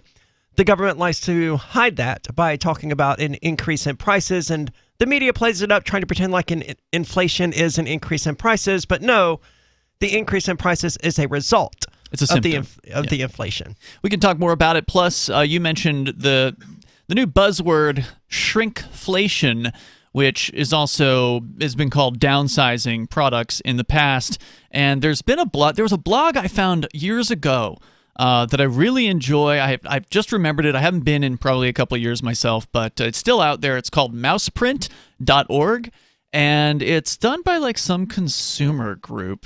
Who is this? Consumer World. And I don't know exactly what if they have a political viewpoint. I'm not real sure about that, but they do a really good job of sort of assessing the market and looking at some shifty things that some market participants do. I mean, we know politicians are dishonest, but that doesn't mean, just because libertarians believe in the market and that, ultimately the market brings better value and better prices and better products through competition and all that, that doesn't mean that there aren't dishonest actors in the market too. No, and if we had a free market, we might have some kind of way of doing something about those bad actors, but they're protected. Is part of doing something is to out them and to say, look what this company, look what they're doing. So they show on this blog examples of downsizing or shrinkflation, but that's only one category that they have. They also look at like the fine print on certain products and, ask, well, what does this mean? Call the company, ask them for ask for clarification. So there's a bunch of interesting kind of like consumer protection categories that they have on this blog. But I just brought up one of their recent downsizing examples because they'll show like a photo of the old product and then a photo of the new product, and you can see for yourself, look, here's the number of ounces it used to have and here's the number of ounces it has now. So I'll go through just a few examples of what's been cut recently, but first we go to your phone calls and thoughts. Gray is calling from New Hampshire. You're on Free Talk Live. Hey, Ian. Hey, Gray. Right, how's it going? What's on your mind? Well, I'm headed home to New Hampshire, and nice. The market kind of took me out here doing some free market transportation, and on the way out, and actually on the way back, I'm realizing that it's more of like a liberty crusade as I meet other like-minded people. What do you mean by that? So we went to, like some liberty-minded meetups, and by like-minded people, I would say people that just want to live free, be left alone. If you said taxation is, they'd say theft. That's usually like my very quick test for whether or not they're like-minded. I like it. But I've met some really motivated people, and it's kind of sad because they're like super motivated where they are, and they're very active, and they just keep continuing to talk about the defeats that they've had. They don't have enough numbers, and I'm like, man, come on, you gotta come to New Hampshire. You gotta migrate there if you want to talk politics and just sit and really be motivated and supported by your community. Then let's go. I've been there 10 years, and I can't wait to get back, man. New Hampshire's a great place for liberty activism, and I mean, you're absolutely right. There's strength in numbers. It's always sad when I look on the Free State Project page on Facebook, which is the only social media I'm currently allowed to use, and people are always like, hey, can we get a Free State Project going in Florida or Tennessee or whatever? It's like, hey, how about you just join the one that's already breaking ground here? Instead of trying to do libertarians are terrible at this. Hey, I have this idea. Ooh, I like your idea. I'm going to do the same thing, but over here by myself. But except they're not. They're not going to do the same thing. They just want to post about the thing on the internet and say, oh, how come people won't just move to where I am? Why doesn't everyone just come around me? And it's ridiculous. And that's kind of what I felt as I was out talking to these people. Of course, some of the people that I met, like, they're truly in love with where they are. Mm-hmm. And they believe that they can 100% make change. And it's delusional. And it would right, but it would be like somebody sort of trying to convince me that I need to move from New Hampshire to Colorado to make things better. Mm-hmm. So, I mean, I kind of understand the love that they feel for something, but I don't know. Not a day goes by in the past 10 years of being there, mostly the past 3 or 4 years, that I don't interact, work for, meet with, just somebody that's like-minded, mostly like-minded. And that's it's very inspiring. You just mean like when you're in New Hampshire, not necessarily dealing with a free stater or somebody like us who's migrated in here. You're talking about just the natives? Well, me personally, I've been interacting more with like-minded because there's so many of us there. But yeah, the natives too. I mean, my experience has been from having a small business there is that the natives they want to be free. They want to be left alone. They still need the state to help them take care of the roads, but there are. Yeah, it's certainly a good place, and I feel very supported there as a business. So that sort of helped me begin to talk to people and find out that, we're not all crazy, and it really was a good place to move.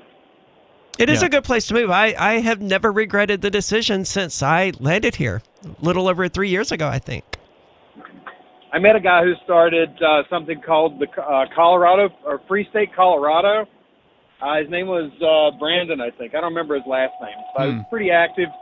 And, I kind of hope that guy's listening, because he would be quite the asset out there.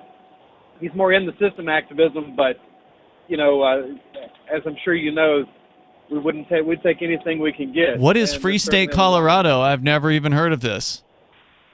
I didn't research it much. After talking with him, though, my assumption would be it's very similar to the state a place to live without a state, a free state. So it's someone attempting to replicate the Free State Project in the state of Colorado, it sounds like. That's possible. You can look up his website. I think it's freestatecolorado.com. Well, but, hopefully, talking to him, he's certainly very, like-minded. He has no use for the government, even though, unfortunately, he is participating a lot in it through political activism. Well, hopefully he is listening, and hopefully we sell him on the idea of New Hampshire, because that's the one that makes the most sense. We got something like 40 libertarian free state representatives in the state house. They recently actually reduced the mills and rooms tax here in New Hampshire, which is the only property tax. They did reduce the property tax. They forbade any government institution from mandating vaccinations, which kept schools and universities and colleges from being able to mandate vaccines.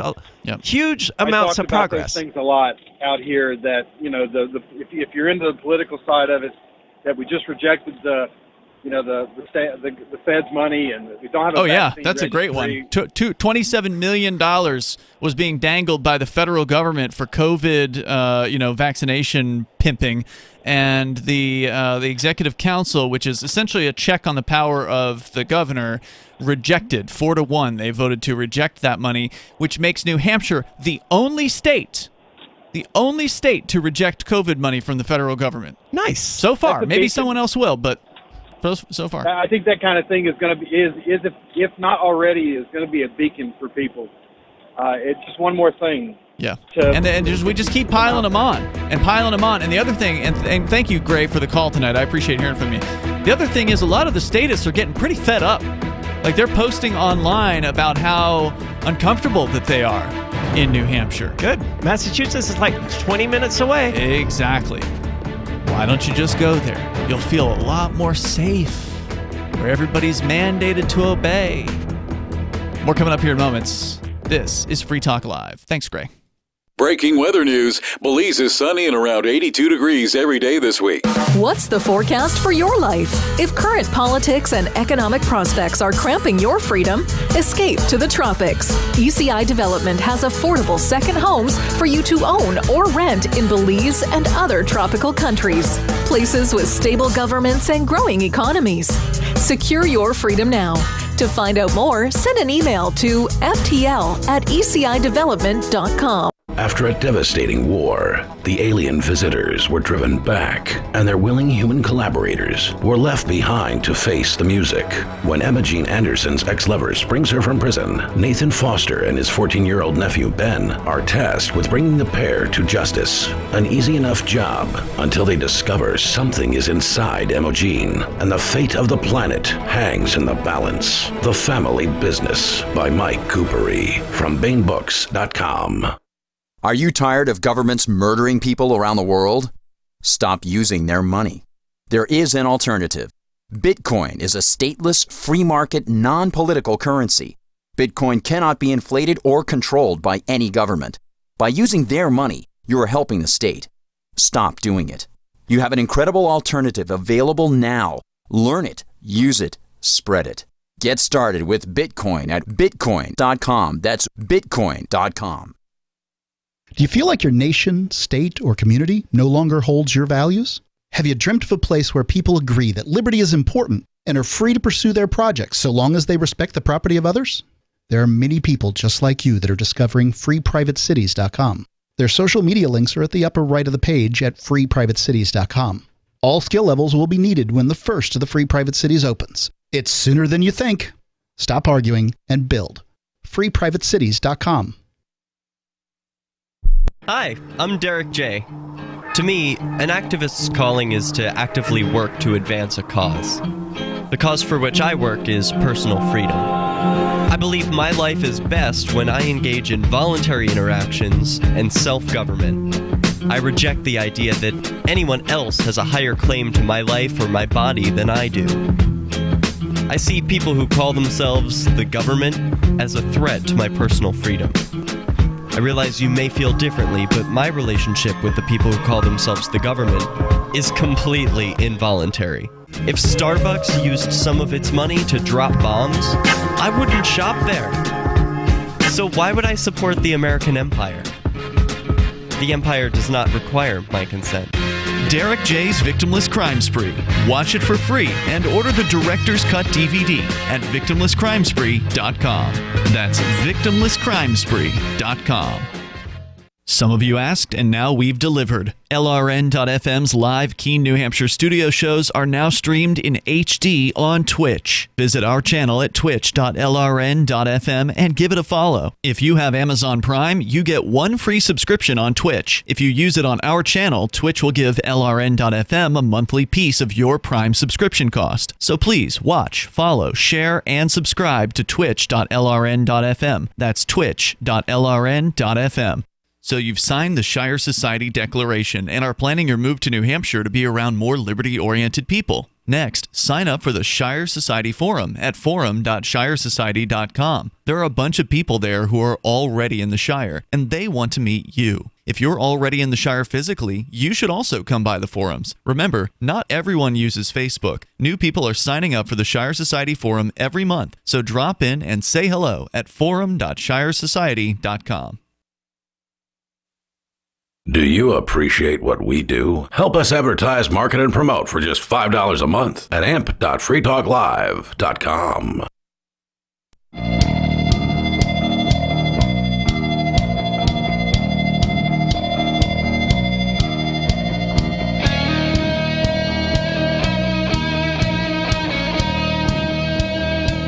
Hey, it's Free Talk Live.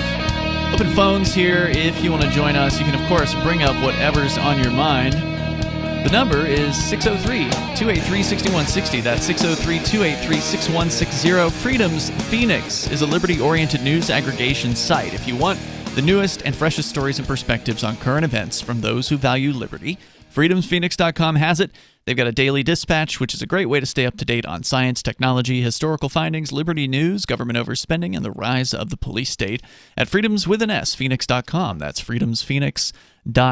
With you tonight, it is Ian. And Aria. We just had Gray on the line, who was relishing the fact that he's on his way back here to New Hampshire from some journey into the rest of the country, because it always feels good when you return home to a freer place. It does. You know, I've been doing a lot of traveling for the last month or so, and I hate driving, and I generally just hate traveling because it's so unproductive. But the feeling of being back in New Hampshire and back home in Keene, it's indescribable. I mean, it feels like home. Yeah, even though Keene is like a little tyranny as far as New Hampshire is concerned, it's still way more free here than pretty much everywhere else out there, or at least a lot of places in the United States. New Hampshire, of course, arguably is the freest of all the 50 states.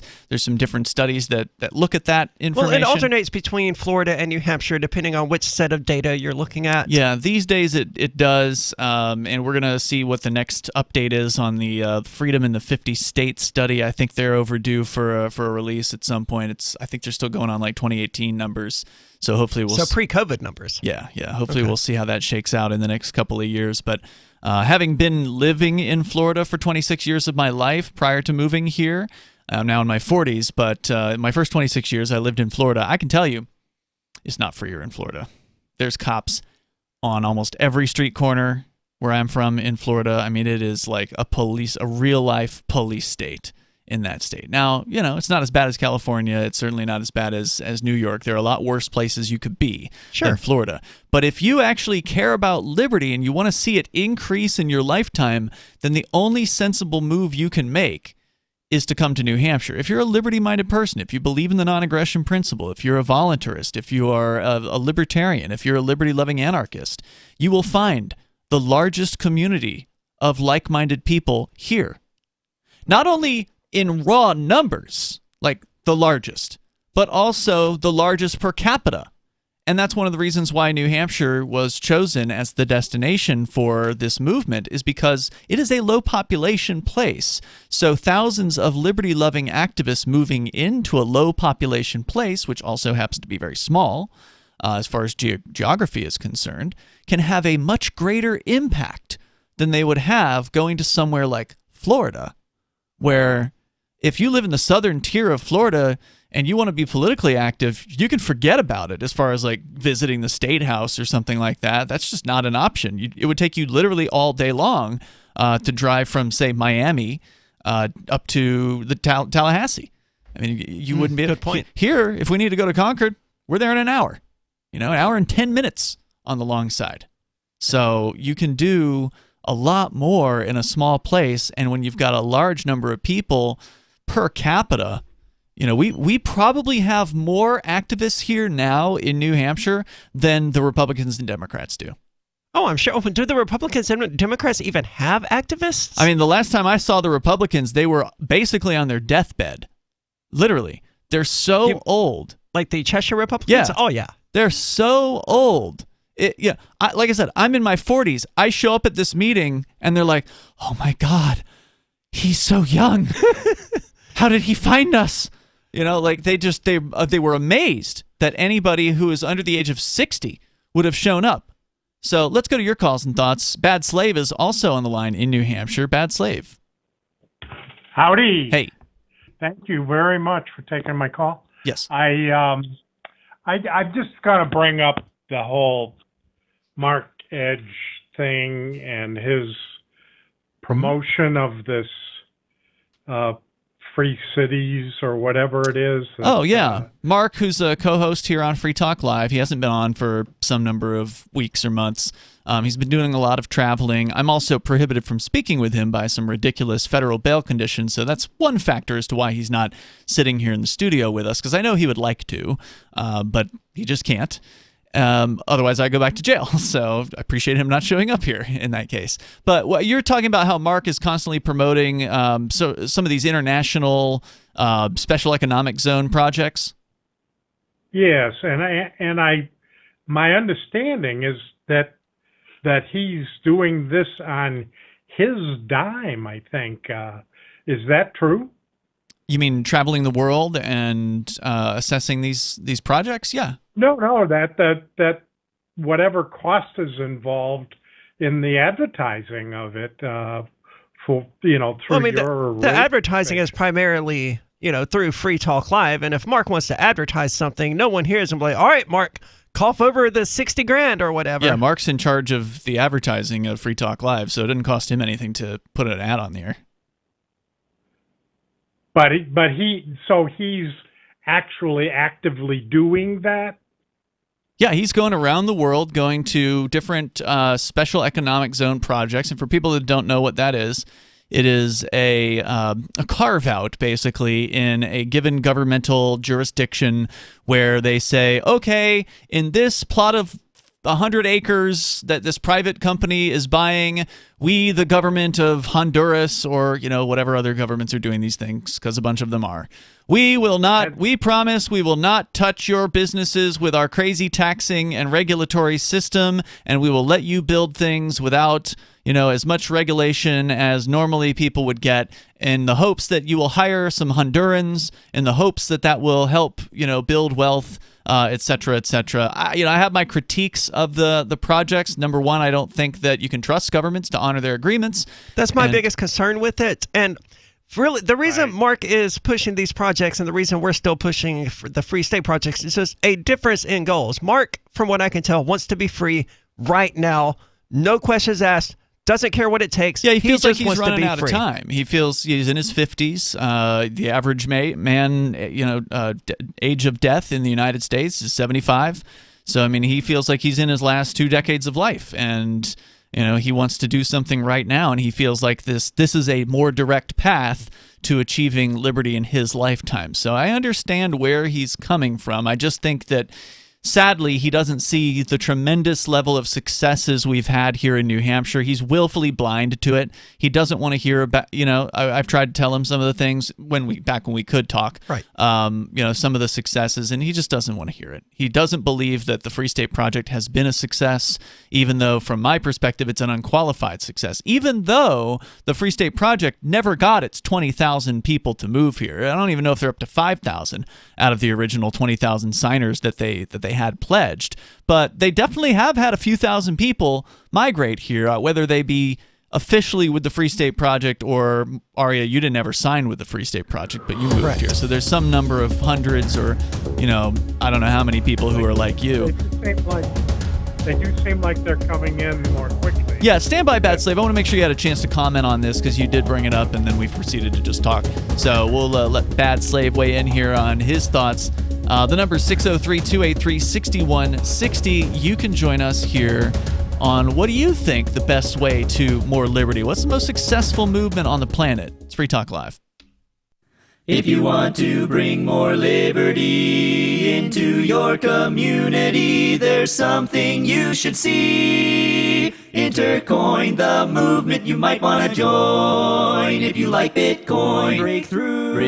It's true. It's truly something new. If you'd like to see real prosperity, start your own currency, boost the economy. Intercoin, the movement you might want to join. If you like Bitcoin, its impact's hard to overstate, results you can appreciate. If you're tired of relying on the state, want to make your own community great, homelessness and hunger to eliminate, let the wealth accumulate. Don't wait for the growth rate to accelerate. Go to intercoin.org and get the coins for yourself.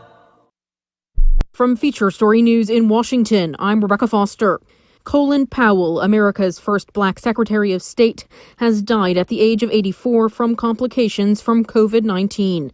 A professional soldier, he rose up the ranks from active combat duty in Vietnam to holding several positions at the highest levels of the U.S. government. FSN's Nina Maria Potts has more. Colin Powell may not have run for the White House himself, but he was widely considered to be a leading contender for the presidency at one time. Having served as the first black national security advisor in the U.S. under Ronald Reagan, he went on to become George W. Bush's first Secretary of State. But his reputation in that role was shredded after he presented faulty evidence before the United Nations, asserting Saddam Hussein possessed weapons of mass destruction. He became disillusioned with the Republican Party later in life, and he became a solid supporter of former President Barack Obama, endorsing him in the final weeks of his 2008 presidential campaign. U.S. Defense Secretary Lloyd Austin says Washington is closely watching China's development of advanced weapon systems, but he declined to comment directly on a report that Beijing had tested a nuclear-capable hypersonic missile. From Washington, Kate Fisher reports. Beijing has denied a report in the Financial Times newspaper that China had launched a rocket carrying a hypersonic glide weapon, saying it had tested a space vehicle. When asked about it, General Austin did not remark on specifics, but he said that the US closely watches China's, quote, development of armament and advanced capabilities and systems that will only increase tensions in the region. He said Washington would remain focused on the military challenge from Beijing. The US and Russia have both tested hypersonic weapons, usually defined as missiles which fly more than 5 times the speed of sound. UEFA has ordered England to play one game behind closed doors, and a second game has been suspended for 2 years after a lack of order and discipline at the Euro 2020 final. The ban will come into effect at England's next competitive UEFA fixture, which will be the beginning of the Nations League in 2022. Chris Jones has more from London. It was a moment England fans had waited for decades, a shot at the European title. But the night was ruined before a ball was even kicked. Hundreds of England fans without tickets barged their way into Wembley, resulting in numerous fights and dozens of arrests. Now, the English Football Association has been given its punishment by UEFA, European football's governing body. 2 games behind closed doors and a fine of over $100,000. The FA said it was disappointed at the verdict, but accepted the decision and that it was working to make sure a situation like this never happens again. From bureaus worldwide, this is FSN. Our Matrix server is about as free as internet chat can be. Join the existing rooms or create your own at chat.freetalklive.com.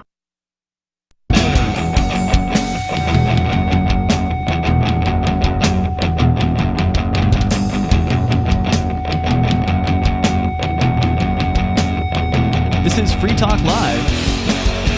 You can join us here. The number is 603-283-6160. That's 603-283-6160. Here in the studio tonight, it's Ian. And Arya. We didn't intend to talk about the Free State Project and the Liberty migration here to New Hampshire, but somebody called in to bring it up. A friend of ours who is driving back into the Shire from some sort of journey into the rest of the United States and expressing his relief, expressing his excitement to be back home in the freest of the 50 states, arguably maybe one of the freest places on the face of the planet, and likely going to continue getting more free because of this increasing number of people who are coming here as part of the Free State Project, which is a migration of freedom-loving activists, libertarians and voluntarists and liberty-loving anarchists and people like that. And Bad Slave, you were just commenting that you are seeing, as we have been seeing, and we're just out in Keene, which is just a little town, a small city. They call it a city, but it's really a large town. Out in the southwest corner of the state, we're seeing an unusually high number of visitors and people just showing up saying they just moved. And I imagine you're seeing more out in you're in the Manchester area, right? Yes, just south of there. Mm-hmm. And I consider where I live near the Merrimack River to be kind of the center of the demographic area of all of New Hampshire because of the concentration in the southern portion and the very middle with the Merrimack River being where even a higher concentration. Yeah, it's a high population area. There are a lot of businesses. Obviously, there are a lot of opportunities for work and jobs and things like that. But what are you seeing? I mean, do you go to some of the meetups where people show up for the first time? Are you seeing a lot of new faces? Well, yes, and I pay attention to Chris Lopez's group on Facebook there. That and what group is that? It's the what's it called? The Welcome Wagon. Free State Project. Yeah, Welcome Wagon, exactly. Yeah. Mm-hmm. And she's the one that prints out the New Hampshire calendar of events, and so I follow all of that stuff. I don't get out. I'm going to be 70 here shortly, and my transportation options are not as useful as they used to be, and I'm gotcha. But you're seeing a lot of people post online that they're making the move, that they're planning on migrating to New Hampshire, and that there's a lot of activities. Yeah, and that's what I'm. Go ahead. I get to some of them, and they're. I really enjoy them. Yeah, I've noticed, and thank you for the call tonight, Bad Slave. I've noticed, like for instance, I just saw a photo posted online about a meetup on the seacoast. Now, that's the other side of the state. We're on the southwestern corner. The seacoast is the southeastern corner of the state. I almost never make it out that way. I mean, certainly not now. I'm forced to be at home by various different government bail conditions. But even when I wasn't forced to be in my home, it was rare that I would make it out to the seacoast. And this image of people that did like a 5K event together, they did some stuff that they put together on the seacoast. I didn't recognize a single person out of the 20 or 15 people or whatever that were in the photograph. I'm like, this is good. Like, it's good that I don't even know who any of these people are. There are so many people in this movement now who I just don't know. And that's a good thing. It is an awesome thing. Yeah, so I'm really happy about this. And it doesn't bug me what Mark is doing. I mean, it's not. I mean, it's not work. I mean, if Mark is doing what Mark makes, Mark's. Yeah. Thank you. But it's a little frustrating when he attacks the movement here in New Hampshire, because I don't think that's really necessary. And it's easy enough to debunk him when he does that, because, you and I just went through a list of things that have been accomplished in just this year, like with tremendous tax reductions, 3.3% reduction in the budget. I mean, this has not happened in any other state, from what I can tell, out there right now. The New Hampshire government rejecting the $27 million federal COVID handout that just happened last week. Even little stuff like legalizing window tinting. Apparently that happened this year in New Hampshire. Yeah, I don't know if it's all legalized, but I heard that they've done something to make more window tinting legal in New Hampshire, which is great. Awesome. So, whether it be little stuff or pretty major tax changes, these things are happening here. We have, and you would think Mark would be the first to acknowledge this, the former angel sponsor of Free Talk Live from back in the 2007 days of Free Talk Live, so more than a decade ago, was SACL CAI. And that is a company owned by Jason Osborne. Who's Jason Osborne? He's a Free State Project mover who at one time was the organizer of the Porcupine Freedom Festival for the Free State Project, which is the summertime camping festival that they've had. He organized some of the rising popularity years. I think it was like 2010 or 2011, where it was getting really big, and it was a hell of a party under his tutelage. Dude loves to party. Great sure. guy. And he's now not the Speaker of the New Hampshire House, but he's the House Majority Leader for the Republican Party. Yeah, that's an amazing success. The guy who sponsored Free Talk Live, who is I would say, self-described, I don't know if he publicly says this very often, but he's an anarcho-capitalist. I mean, this guy is a principled, well-read, freedom-loving guy, and I don't think he would have seen it. Like, when he first moved here, I don't think he had the intention of rising through the political ranks. I think he was fairly turned off by politics, but apparently he's good at playing the game, because he's now the House Majority Leader. That means he's the number 2 guy in the State House. And there's no reason why, once the Speaker of the House retires, because he's old, that Jason Osborne wouldn't be the Speaker of the House, considering that, presuming the Republicans continue to stay in control over there. And it's not just that he's good at playing the game, he's good at playing the game toward a libertarian end. Yes. I mean, he's not just doing the Rand Paul thing, getting in there and signing people's bills so that they sign his and all of that. The actual results here are that New Hampshire is reversing the trends of statism. Slowly, sure. Yeah, it's an ugly process, but it's something that we can win at, and we are having success here. And this is still early in the game. You have to remember. And they have no counter to it.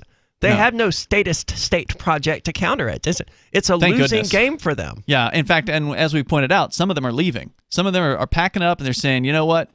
My efforts would be better spent in Massachusetts or New York or Maine or some other, statist hellhole, where all the gun laws are there that they want to feel safe, and all the mask mandates are there for them to feel safe. They hate it, walking around seeing people with no masks on and carrying guns on their hip. These statists hate that, and they don't want to live in that place, and they know they can't change it. Like, if you're a Democrat in New Hampshire, you know that you're not going to get your gun legislation through. Yeah, it's not going to happen. It just isn't going to happen. And even if it did, Sununu wouldn't sign it. Not that I'm a fan of Sununu. Yeah, he's no good, but he's not as bad as he could, as some of his other opponents might have been. So anyway, there's just so much to say about what's going on here, and I recommend folks follow on the various social medias. Look for Free State NH.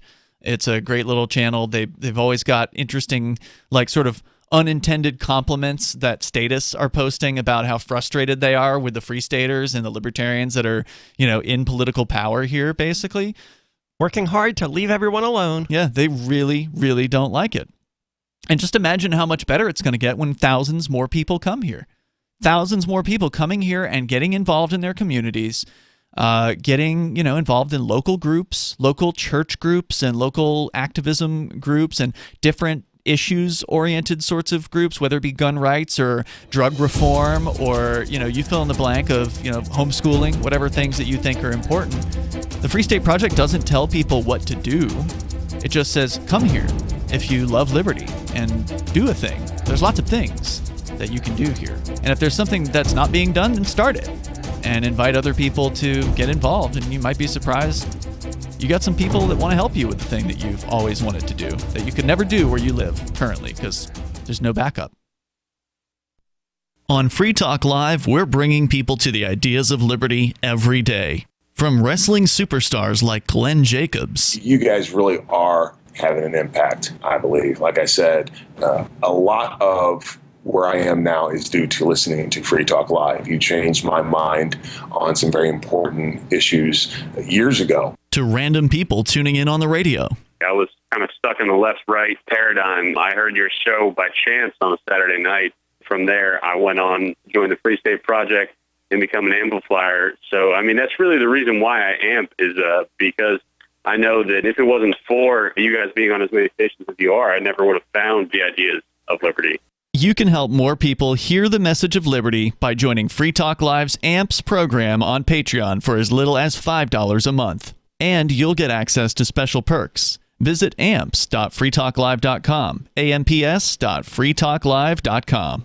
The new 4th edition of Healing Our World, The Compassion of Libertarianism, will take your understanding of liberty to a deeper level and has over 1,300 updated references, new cartoons, and a foreword by Dr. Ron Paul. With discounts for multiple book purchases, the 4th edition of Healing Our World is a great gift for the liberals, pragmatists, environmentalists, and Christians in your life who think libertarianism is cold-hearted. Get yours today at healing.freetalklive.com and use promo code FTL for a $5 discount. If you want to know the latest about Free Talk Live before we go on the air, all you need to decide is how you want it delivered. It's your choice. Visit news.freetalklive.com to receive our usually weekly news updates by email. Plus, we have a Twitter account at twitter.freetalklive.com, and you can follow us on the decentralized Mastodon platform at toot.freetalklive.com. So please follow us at toot.freetalklive.com and sign up for our emails at news.freetalklive.com. The Free State Project has reached its goal of 20,000 liberty lovers who've pledged to move to New Hampshire and get active to achieve liberty in our lifetime. Perhaps you're trying to figure out what part of New Hampshire should be your destination. If so, consider Keene. You'll find more than 150 reasons to move to Keene at move.freekeene.com. Keene is famous for its historic, publicity-generating activism, as well as being the liberty media capital of the world. It's home to freekeene.com, New Hampshire's destination for liberty activism, news, and opinion. For years, we've been compiling over 150 reasons to move to Keene at move.freekeene.com, where you'll learn about some of what's happening here and what makes Keene a great place to live. If you love liberty, you'll probably enjoy anywhere you end up in the Shire. But do your due diligence first. Please visit move.freekeene.com for the full list of over 150 reasons to move to Keene. That's move.freekeene.com. The LRN.FM social media channels have been revamped. We've eliminated Facebook and focused on other platforms like Twitter and Mastodon, the decentralized alternative to Twitter. On our accounts, you'll find posts from multiple LRN.FM show hosts together in one place. Follow us on Twitter at twitter.lrn.fm, or better yet, move to the decentralized Mastodon social media platform at toot.lrn.fm, toot.lrn.fm.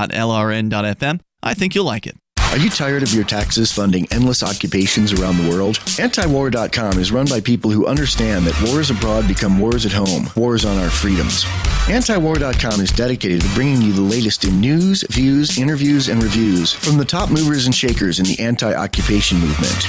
Antiwar.com has it all, from thorough foreign policy analysis to interviews with whistleblowers who used to run the military-industrial complex. Anti-war, pro-free market. That's antiwar.com. You can stick it to the man and big tech. Join our FTL social mastodon at social.freetalklive.com.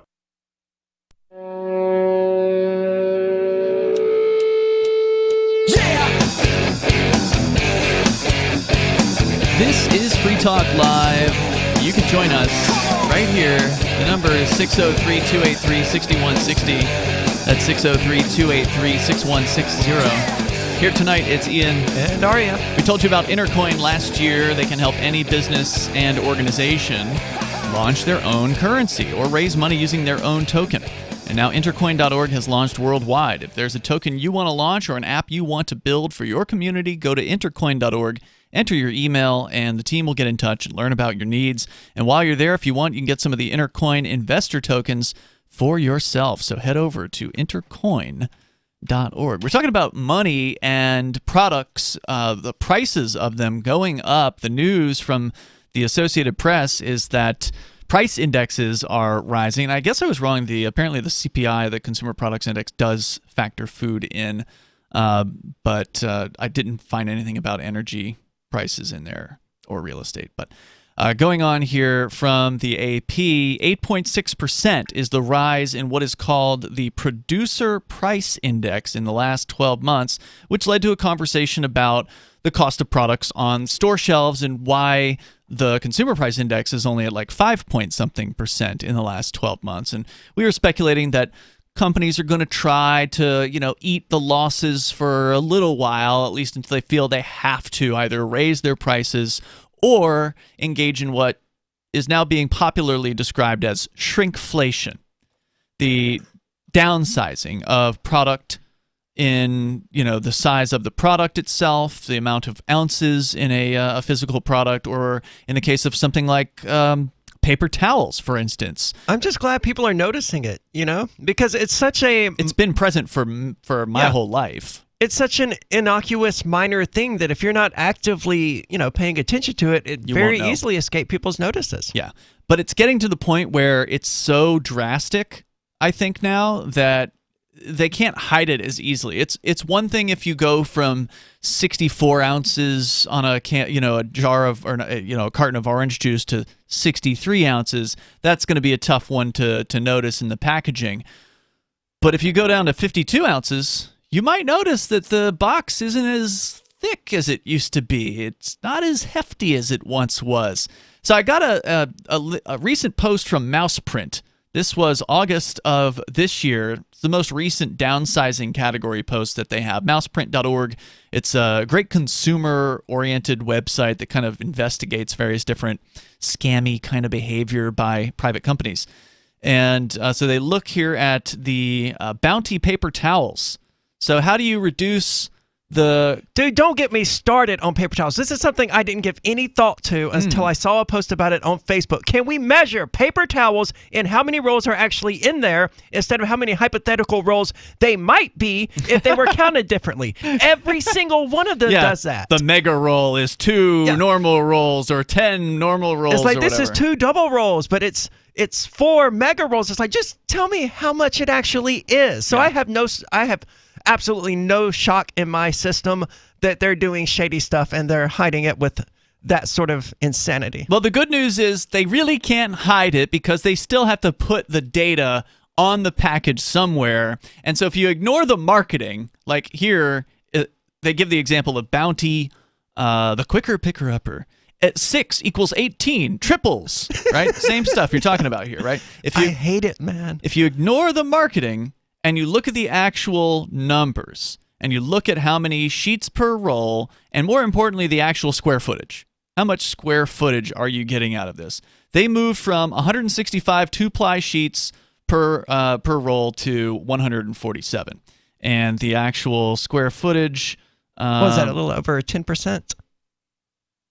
Yeah, that's more than a 10%, I think, reduction. I'm not seeing, it's a little bit blurry as far as the photo is concerned, but they've got another one here, Kirkland brand bath tissue, so toilet paper. They advertise how wide their sheets used to be on their old package, which gave you 30 rolls at 425 sheets per roll. But how many mega rolls is that? It's now down. They don't do that stuff on this brand. It's looks like a store brand or something, but that's now down to 380 sheets. So it went from 425 sheets per roll to 380 sheets per roll.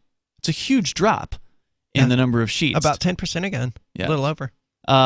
Just a brand of sardines going down from 4.37 ounces to 3.7.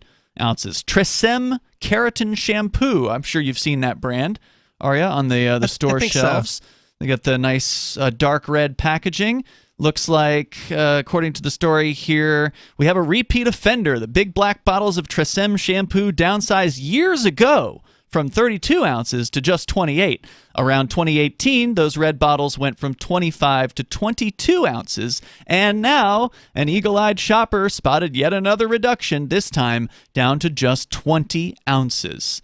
So in the last several years, they've gone from 32 ounces to 20 ounces. And the price went up.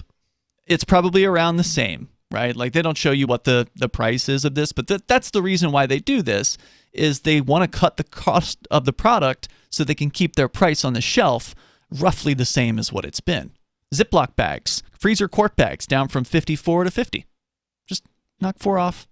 And it adds up. No one will notice. Right? Like, if these guys are manufacturing tens of thousands, if not, hundreds of thousands of these products. So when you do it at a quantity scale like that, it really does add up. They've got that allows them to sell one free box of Ziploc bags for every 10 that they've reduced, essentially. You noticed recently when you were at a fast food joint in town here, they sell sandwiches, D'Angelo's. You noticed that it seemed like they've reduced their size of their turkey dinner that they have. Yeah, it used to be significantly larger. Mm-hmm. It's not now. It maybe I couldn't speculate what the difference is, but you could tell it was a reduction. Yeah. Now I don't have D'Angelo's specifically, but somebody noticed the same thing happening at Walmart with their chicken Caesar salad gone from 14.5 ounces to just over 12 ounces. So again, just getting smaller and smaller. Tostitos cutting an ounce out of their chips. Actually, one of them from 2 ounces out of their chips, 13 ounces to 11. Quaker Instant Oatmeal knocking out 2 packets of oatmeal from their box of oatmeal. So going from 10 1-ounce packages to just 8. And so it just keeps on. Well, that makes sense, because it was always stupid that they gave you 4 packages of peaches and cream and 2 of all of the others anyway.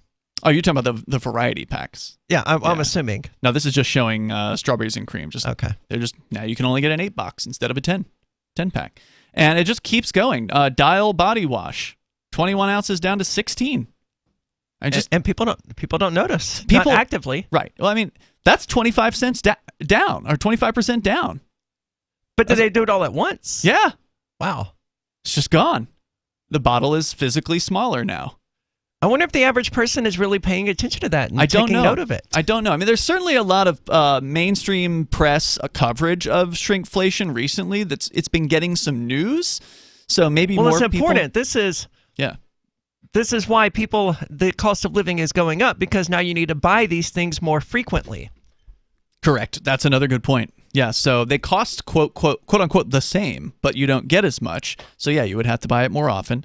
And so maybe more people are aware of it, which is a good thing. It doesn't mean you can stop it, right? Because it's just going to keep happening. But the point I made earlier was, I don't think they can shrink these things much further. I mean, if you buy a chicken salad that's like 12 ounces, you can't take that down to 8 ounces and have somebody not notice, right? Like, it's going to be a snack instead of a dinner at some point. It's not going to actually fill you up. Like, they can only make these things so small. So what they'll do... Is that not how Venezuela started? Before they just ran out of food entirely? Let's just put it in smaller and smaller quantities. I couldn't tell you exactly how things went down the drain in Venezuela. But I think what you're going to see them do is they'll remarket their product. Once they get to the point where they can't reduce it anymore, they'll offer a new, larger size.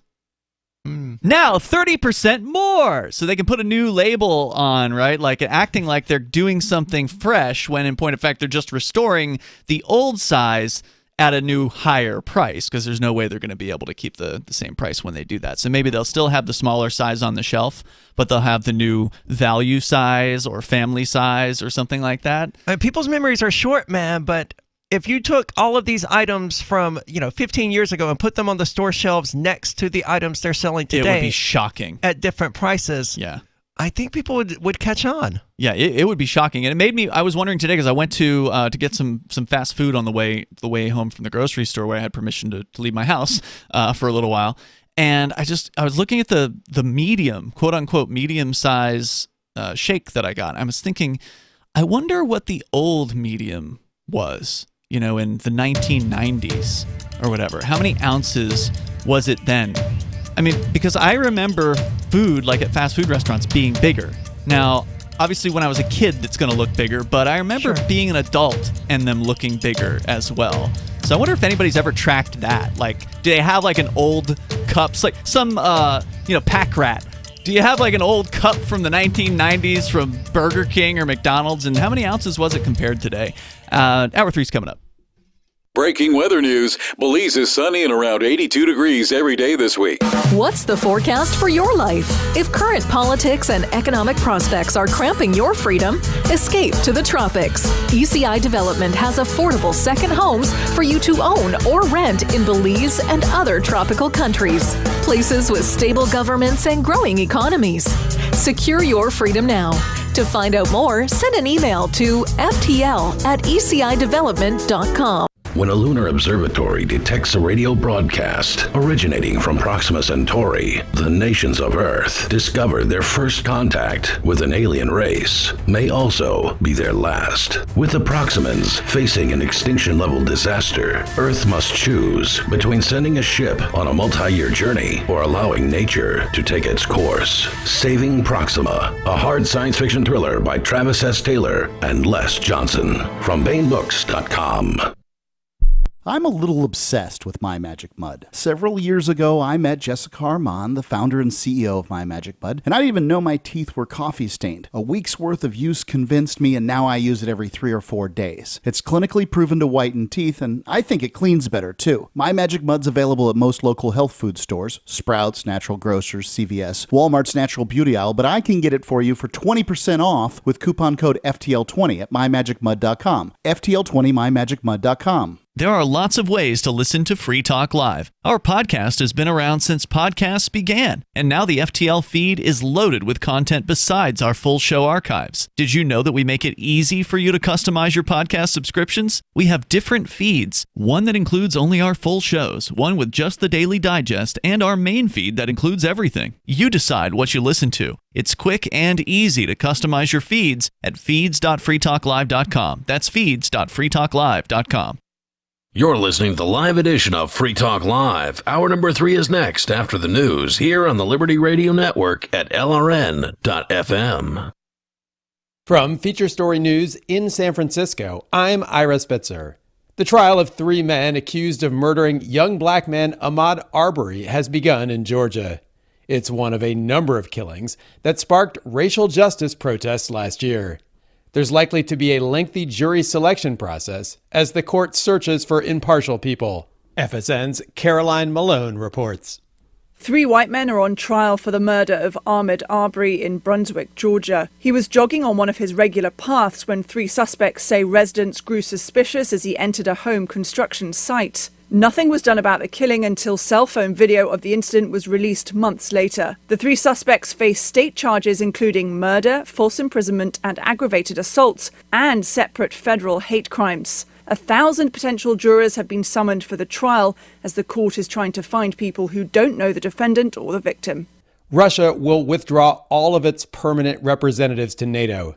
The announcement comes after NATO expelled 8 members of Russia's delegation, accusing them of being undeclared spies. FSN's Julia Chapman has more.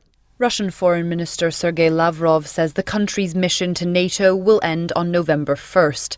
He added that NATO's military mission in Moscow would also be stripped of its accreditation. Any communication going forward will be conducted through the Russian embassy in Brussels. The move comes amid rising tensions between Russia and the bloc, which has accused Moscow of carrying out malign activities. Meetings of the NATO-Russia Council haven't been held since 2019. Julia Chapman, Moscow. Conflict in parts of Ethiopia's northern region continues as both the government and the Tigray People's Liberation Front claim they are making progress in repelling offensives. FSN's Coletta Wanjohi reports from Addis Ababa. The rebel group, the Tigray People's Liberation Front, is accusing government of launching airstrikes in the capital of the Tigray region in northern Ethiopia, but the Ethiopian government has denied this. Fresh fighting in parts of the region began even after the United States threatened new sanctions against those seen to prolong the war that began in November last year. The United Kingdom, the second largest donor to Ethiopia, says the extra support of over $39 million that it has given is in addition to over $100 million that it has already provided over the recent months. The United States has also offered more than $26 million in additional humanitarian assistance for the region. The two transatlantic allies are pushing for measures to be taken to encourage more humanitarian access into parts of the northern Ethiopia, claiming there is a de facto blockade of assistance to the region. The government of Ethiopia has denied blocking aid into the region, saying it is also leading humanitarian assistance to those affected by the conflict. I'm Colette Wanjohi in Addis Ababa. From Bureaus Worldwide, this is FSN. With FSN Spotlight, I'm Simon Marks, looking today at the sense of fear expressed by some politicians in the UK following the murder last week of Conservative Party lawmaker Sir David Amess, as he was meeting some of his constituents who had made appointments to see him. His killing, the second of an elected lawmaker in 5 years, has caused widespread shock and horror in the UK. Lisa Nandy is a Member of Parliament with the opposition Labour Party, first elected 11 years ago. It's when you're walking the streets and when you're out and about, there've been a number of times when I've been threatened or my staff have been threatened, and I think it is getting worse. But I also think it brings out the best in people. That, even just this morning, as I've been doing the media round, although I'm still getting a regular sort of drumbeat of abuse on social media, my inbox is absolutely full this morning of people saying thank you for what you and other MPs are doing, and people are like that in the real world as well. And that's why I think this is so important, and we need to take it seriously, because most people want their MPs to be able to represent them. This isn't just an attack on us, this is an attack on anybody who believes in a free society. Police say the assassination of Sir David Amess may have been an act of terrorism. It has certainly sparked a debate about whether more needs to be done now to protect members of Parliament, while finding a way of continuing to allow them to mix freely with the people they represent. With FSN Spotlight, I'm Simon Marks. The main news again. The trial of 3 men accused of murdering young black man Ahmaud Arbery has begun in Georgia. Russia will withdraw all of its permanent representatives to NATO in response to the organization expelling 8 members of Russia's delegation. And conflict in parts of Ethiopia's northern region continues as both the government and the Tigray People's Liberation Front claim they are making progress repelling offensives. That is the latest feature story news. Ira Spitzer. Shortly after having sexual intercourse with a prostitute earlier this afternoon, local man Jacob Reynolds told reporters that he never expected the experience would bring him to new heights of emotional and spiritual fulfillment. I was convinced that having sex with a complete stranger behind my wife's back would leave me feeling drained and empty on the inside, but my self-esteem is through the roof. Reynolds, who said he paid $150 for a 30-minute block of time, said that his moderate expectations for the encounter were instantly surpassed by what turned out to be a deeply personal sexual communion that transported him to a new plane of emotional intimacy. I've never felt a stronger sense of spiritual connection. When our bodies met, there was an immediate sense of familiarity and comfort that just washed over me. I think it was the most meaningful experience of my life. This is the Onion News Network.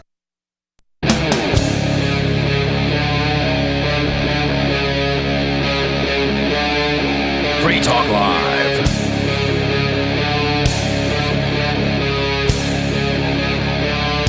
This is Free Talk Live, and you're invited if you want to join us here. The number is 603-283-6160 as we kick off the third hour of the program. Coming up, we'll stay on the economic-related news. Aria, I know you have a story about wine manufacturers having a tough time finding the shipping products, basically, like the things that go in packaging and that sort of thing. From what I understand, they're having a hard time getting labels and bottles. And we'll talk about that on the way here. And again, the supply chain is all screwy right now. And why is that? We got into it in detail last week. It's a very interesting situation. And it's a frustrating one for a lot of people that are used to just clicking, ordering a thing, and having it show up right away. So we can talk about that. We were discussing so-called shrinkflation and the idea of, prices increasing on a variety of products across the board. And one of the ways companies, of course, tried to pretend as though prices aren't actually going up is by reducing the amount of product that you get in the packages that you've been used to buying. And we gave you a few examples from the Mouseprint blog, which is mouseprint.org. One of the categories of posts they have there is what's called downsizing, where it gives you physical examples of photographs showing the old product packaging and, how much was in that, and then what the new packaging looks like. And some of it's kind of sneaky. But let's go to your calls and thoughts here. You can bring up whatever you want. Kadu is on the line, listening in Connecticut. You're on Free Talk Live. Yeah, I thought it was pretty clever how with the 12-ounce beers, they brought those down to 11.2. Yep. So not only might you not notice the physical size change, but even if you look at the number quickly, it's got the 1 and it's got the 2. So you might just think that's, quickly glancing, that's 12, like you've always known. You know what I mean? So they're even playing with the numbers a little bit. That's an interesting point. Yeah, why else would they have chosen 0.2 instead of 11 or whatever? Interesting point. Yep, that was it. Thanks, Kadu. Appreciate the observation tonight. Yeah, by the way, that's been going on for a few years now. I remember seeing 11.2 ounces on beers at least a few years back. See, I don't think I've ever seen one, but as we've been talking about this, I've been drinking these Citizen Ciders a lot lately, and they come 4 to a pack. Yeah. I'm almost positive a decade ago it probably would have been a 6-pack for the same price. Maybe, if those even existed back then. I don't know. At least they're still 16 ounces, right? Yeah. So, some products, they do stay steady because those manufacturers are willing to raise the price. But a lot of these companies, they know that lowering the amount of product and keeping the price the same is going to result in some savings at the factory.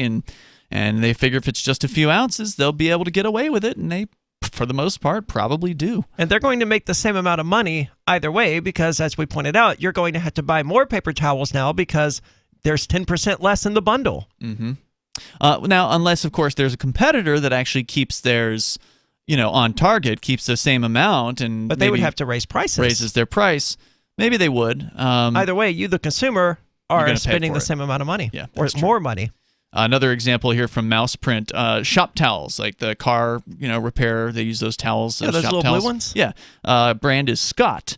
They cut back not on the number of towels, so there's still 55 towels in the roll, but they cut down on the area of each towel. So instead of being 11 inches by 10.4 inches, they're now 11 inches by 9.4, so shaving an entire inch off of the manufacturing process there. Very interesting stuff. So keep an eye open on that. And it really is, because it's so sneaky. I mean, I don't know if they're trying to be devious or anything like that. I tend to think they're probably not. They're just trying to find a way to, cut costs so that they can keep But they also don't want you to notice. They don't say on the package in a big, burst graphic, now with 1 inch less, per towel, because you don't want to advertise this, right? It's something you want to shove under the rug. You still have to put the measurements on the product because, you kind of got to be honest at some level about it. But, I'm not going to say it's dishonest because they are saying what they're doing. You just have to read the fine print. But that's because consumers... They're lazy. They're lazy, and they would be very upset if they realized what was actually going on. Well, look, buyer beware, ultimately. It is on the consumer's responsibility to pay attention and to know what they're getting. And if they don't, well, things are going to happen. You're not going to, you're not going to get what you think you're paying for. If consumers had simply raised prices, we probably would have fixed this economic mess a decade ago. Well, no, because the economic mess is being created at the Federal Reserve, and yeah, but maybe they would have done something about it because then they would have the people. Yeah. What are you going to do about it? But they would overturn the Federal Reserve. It's not impossible. The only thing you can do about the Federal Reserve is get out of the dollar, is to exit the dollar system and get into alternatives like precious metals and cryptocurrency. Maybe they would have.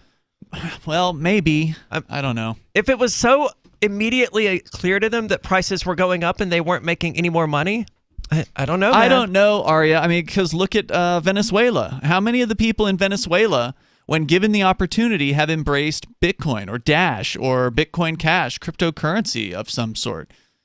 Well, I mean, not enough of them. Does Venezuela have the mechanisms of change and accountability that we do in the United States? Do we really?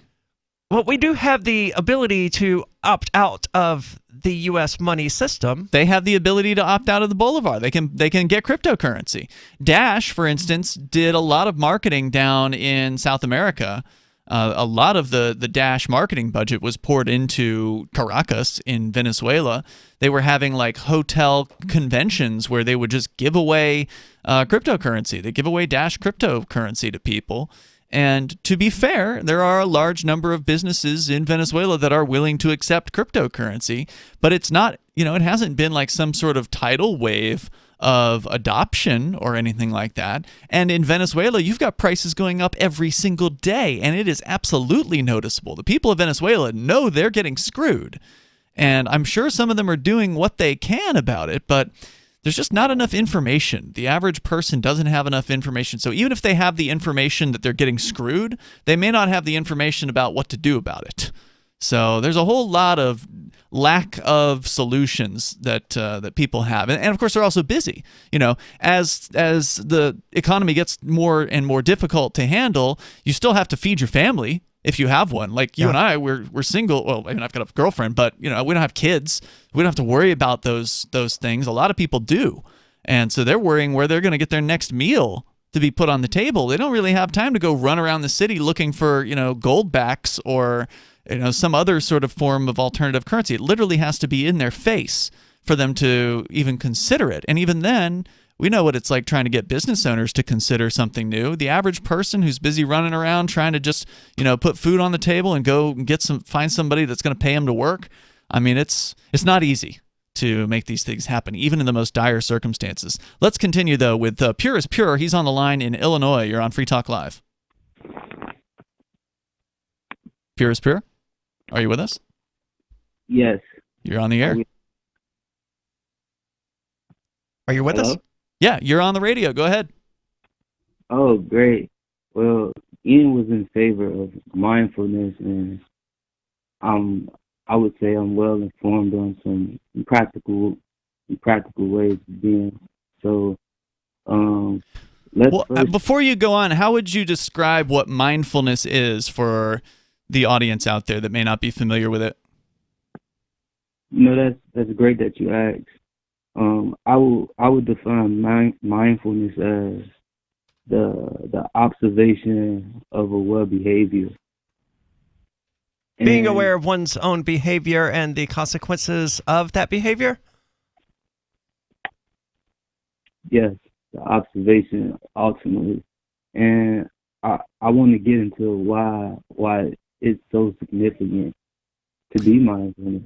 Yeah, and I think I would also add to the definition here of being aware of your own ways of thinking, and like the thoughts that kind of come into your mind, and rejecting the ones that aren't beneficial to you. I think that's part of it.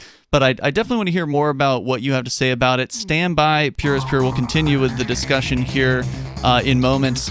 And if you want to, bring up whatever's on your mind, you can. The phones are open here every single night on Free Talk Live. Take your calls about anything that's on your mind. It doesn't have to be about inflation. It can be mindfulness, for instance. 603-283-6160. If you want to join us here, it's Ian and Aria. 603-283-6160. Coming up, the wine industry shortage situation. We'll talk about that on the way on Free Talk Live. Are you tired of governments murdering people around the world? Stop using their money. There is an alternative. Bitcoin is a stateless, free market, non-political currency. Bitcoin cannot be inflated or controlled by any government. By using their money, you're helping the state. Stop doing it. You have an incredible alternative available now. Learn it, use it, spread it. Get started with Bitcoin at Bitcoin.com. That's Bitcoin.com. Do you feel like your nation, state, or community no longer holds your values? Have you dreamt of a place where people agree that liberty is important and are free to pursue their projects so long as they respect the property of others? There are many people just like you that are discovering freeprivatecities.com. Their social media links are at the upper right of the page at freeprivatecities.com. All skill levels will be needed when the first of the free private cities opens. It's sooner than you think. Stop arguing and build. FreePrivateCities.com. Breaking weather news. Belize is sunny and around 82 degrees every day this week. What's the forecast for your life? If current politics and economic prospects are cramping your freedom, escape to the tropics. UCI Development has affordable second homes for you to own or rent in Belize and other tropical countries. Places with stable governments and growing economies. Secure your freedom now. To find out more, send an email to ftl@ecidevelopment.com. Brute force, intransigent defiance, adamantine will. These are the hallmarks of the AI tank. These gigantic machines have the firepower of an army, but they also have their own sense of honor and duty. When the world breakers arrive, battle will be joined, planets will shake, and war and peace will never be the same again. World Breakers. Stories from David Weber, Larry Correa, and more. Available August 3rd from BaneBooks.com. This is Michael Dean from the Freedom Fiends. I've run websites since 1996 and have used over a dozen web hosts in that time. AgristHosting.com is the only one that hasn't broken my heart. Agrist Hosting's uptime and service is stellar, and their DDoS mitigation is the best I've seen. That's important because if you tell the truth in this world, you'll ruffle feathers. And some people will try dirty tricks to silence your voice. No matter what the haters hit us with, Agrist Hosting keeps our websites online. If you have a mission-critical commercial presence or a world-changing activism site, you cannot tolerate any skullduggery. So go with agristhosting.com. Have a WordPress or blog site, but you're not satisfied with performance or uptime? Or just want raw hosting? Want to pay with Bitcoin? Agrist Hosting specializes in high-performance hosting with personalized service. Go to agristhosting.com and click on the button that says Get Hosted. That's agristhosting.com. What if you want to hear the latest episode of Free Talk Live, but all you have is your phone, you forgot to download our archive, and you have no data connection? You can call our Listen line at 641-793-0191. That's a long-distance number, so you may incur charges. If not, listen as long as you want. 641-793-0191. The Free Talk Live Listen line, 641-793-0191. There are basically two types of advertising, direct response and branding. Radio's great for direct response with its low cost to listener ratio, but audio can't be beat for branding, which is a longer term endeavor. You want to be the first thing that someone thinks of when they think about your product or service. If you have a local business that you want kept top of mind in your community, call the station. If you need national reach, Free Talk Live's got around 200 radio stations, millions of monthly listening sessions, can suit all budgets, and if we don't think we're right for you, we'll tell you. Email me, mark@freetalklive.com. Don't miss a moment of Free Talk Live. Get our archives daily via our podcast at feeds.freetalklive.com.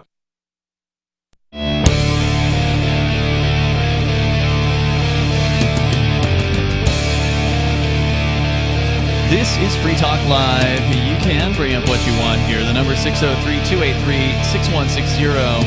That's 603-283-6160.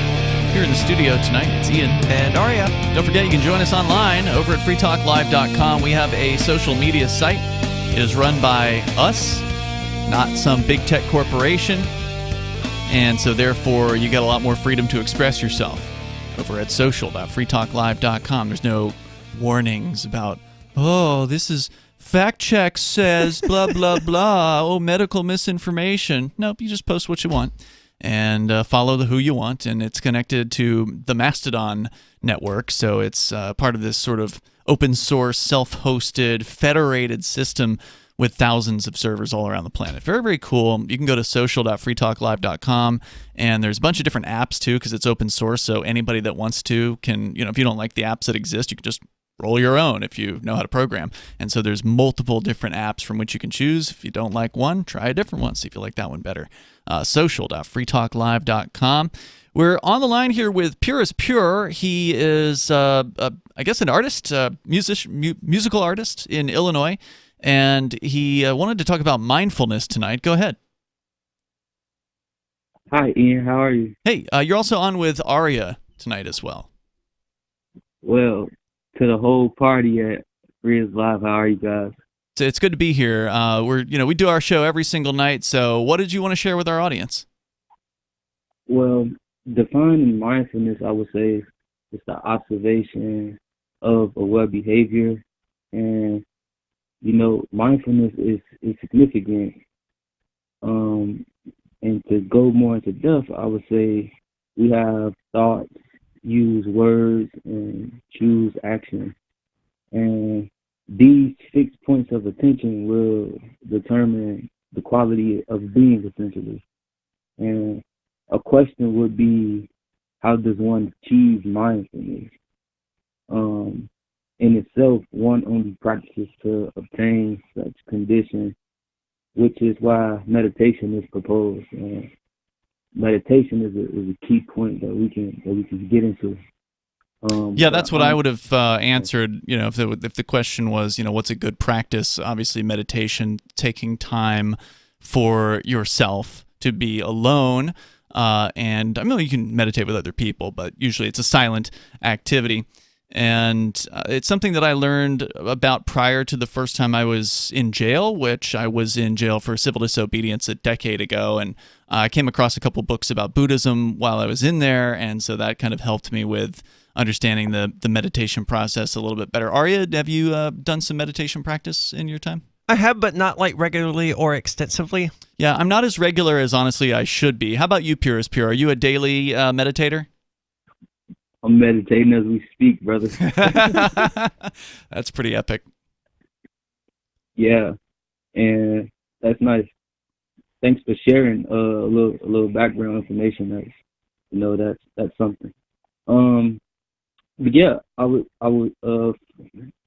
leave off with we are not our thoughts, yet we observe them. When observing thoughts, it is all to know that they are vibrations. Mm-hmm. In meditation, we are 100% in the present moment where true power performs. Yoga is performed to practice meditation. Right. I think that whole idea of observing your thoughts, and I like what you said there, that we're not our thoughts. And we can't be, because we don't.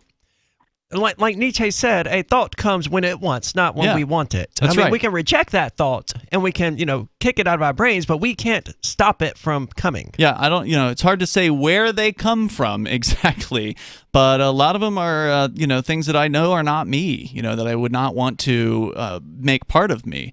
But I don't think very many people are aware of this process, that you can be sort of the observer of your thoughts and you can choose the ones that best fit who you are.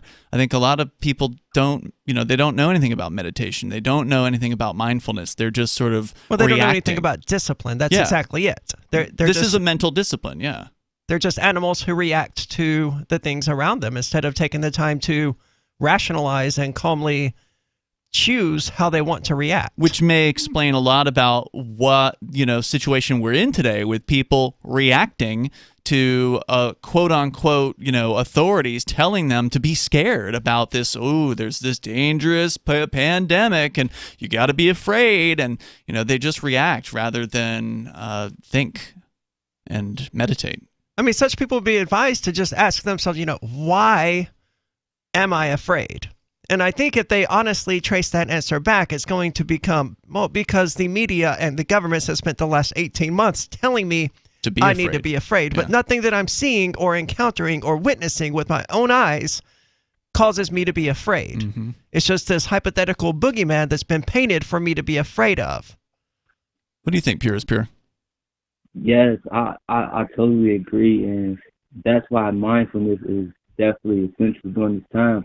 Ian, I know you mentioned that a few seconds ago that you didn't that it's hard to identify where exactly the thoughts come from, and I would say that we have only one mind, and it's vibration thoughts that we select to allow project. So they come from the divine mind, our source, our creator. And we pull from that mind and we project those thought vibrations. Loving it. Pure as pure. I want to say thanks for calling in. Any other thoughts you want to share tonight with our audience? Yes, I will leave off with this for mindfulness and, people with anxieties and fears that we talked about. If the experience of a radio, ironic because we on the radio, but if the experience of a radio were compared to the human brain, our brain receives vibrations, fixes them, exposes a sensitized plate, and records them, which is observation, ultimately. That's true. The entire universe is vibration, and this body that we're in is able to sense some of those, and that is the experience that we have. And it's important to keep those things in mind throughout daily life and to not let it get overwhelming. Thank you, Pure as Pure. I appreciate hearing from you. Interesting discussion, bit of a change of pace, and I appreciate that. So thank you for the call tonight. It's certainly an interesting idea, that these thoughts that we have, because, we don't really control when a thought occurs or what it's about, but it's interesting to think that, these are just ideas that are pouring into us from the divine or whatever. That isn't necessarily my belief, but it's a neat concept, and it's as good an explanation as any. It could be realistically. True. Yeah. It could be true. There's, you can't prove it's not true. People like saying, I think, therefore I am, but no, you don't think. Thought is a thing that happens to you. Yeah.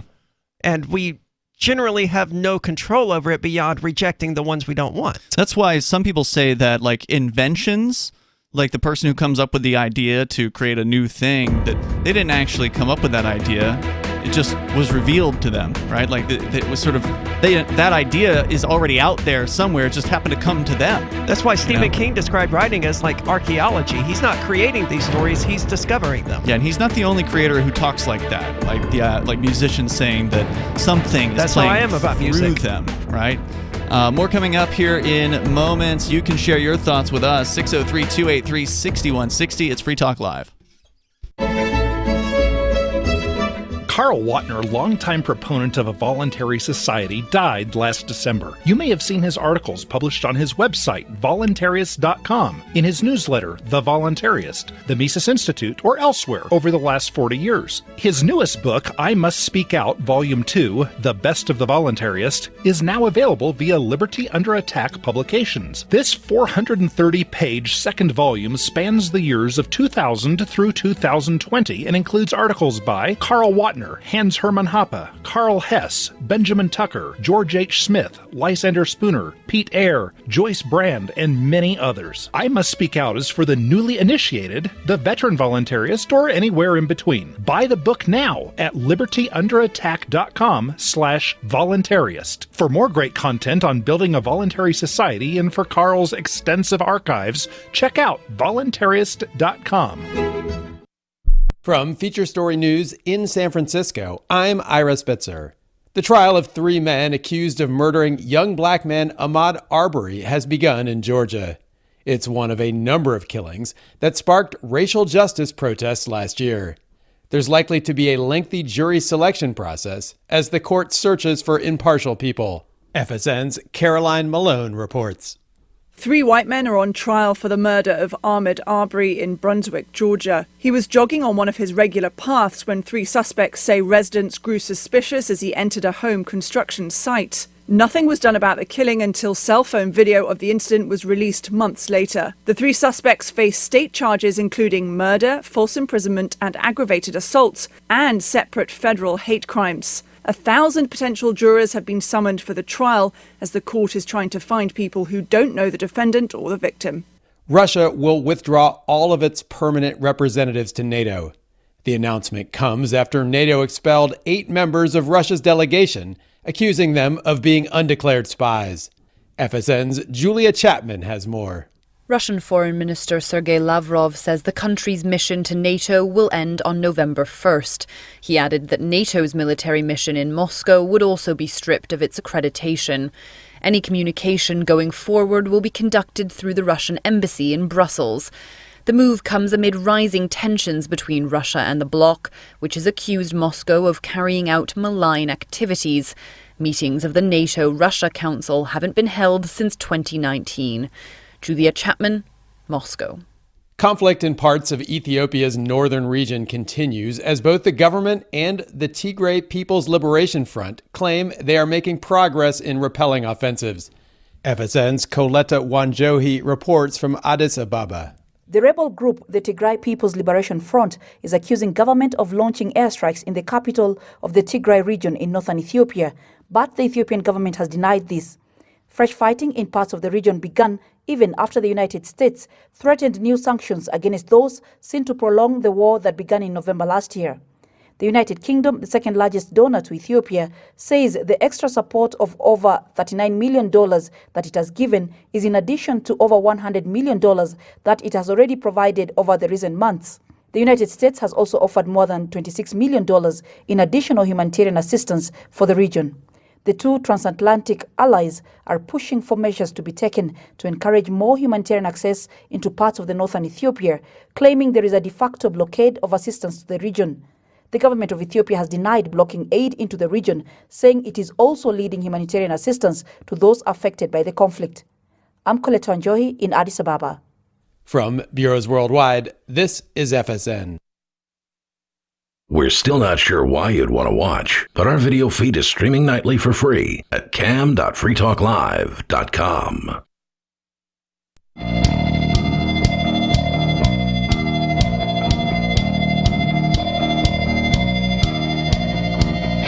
This is Free Talk Live. You can bring up anything you want. The number here is 603-283-6160. That's 603-283-6160. And you know, we don't get to talk about things like meditation and mindfulness often enough, honestly.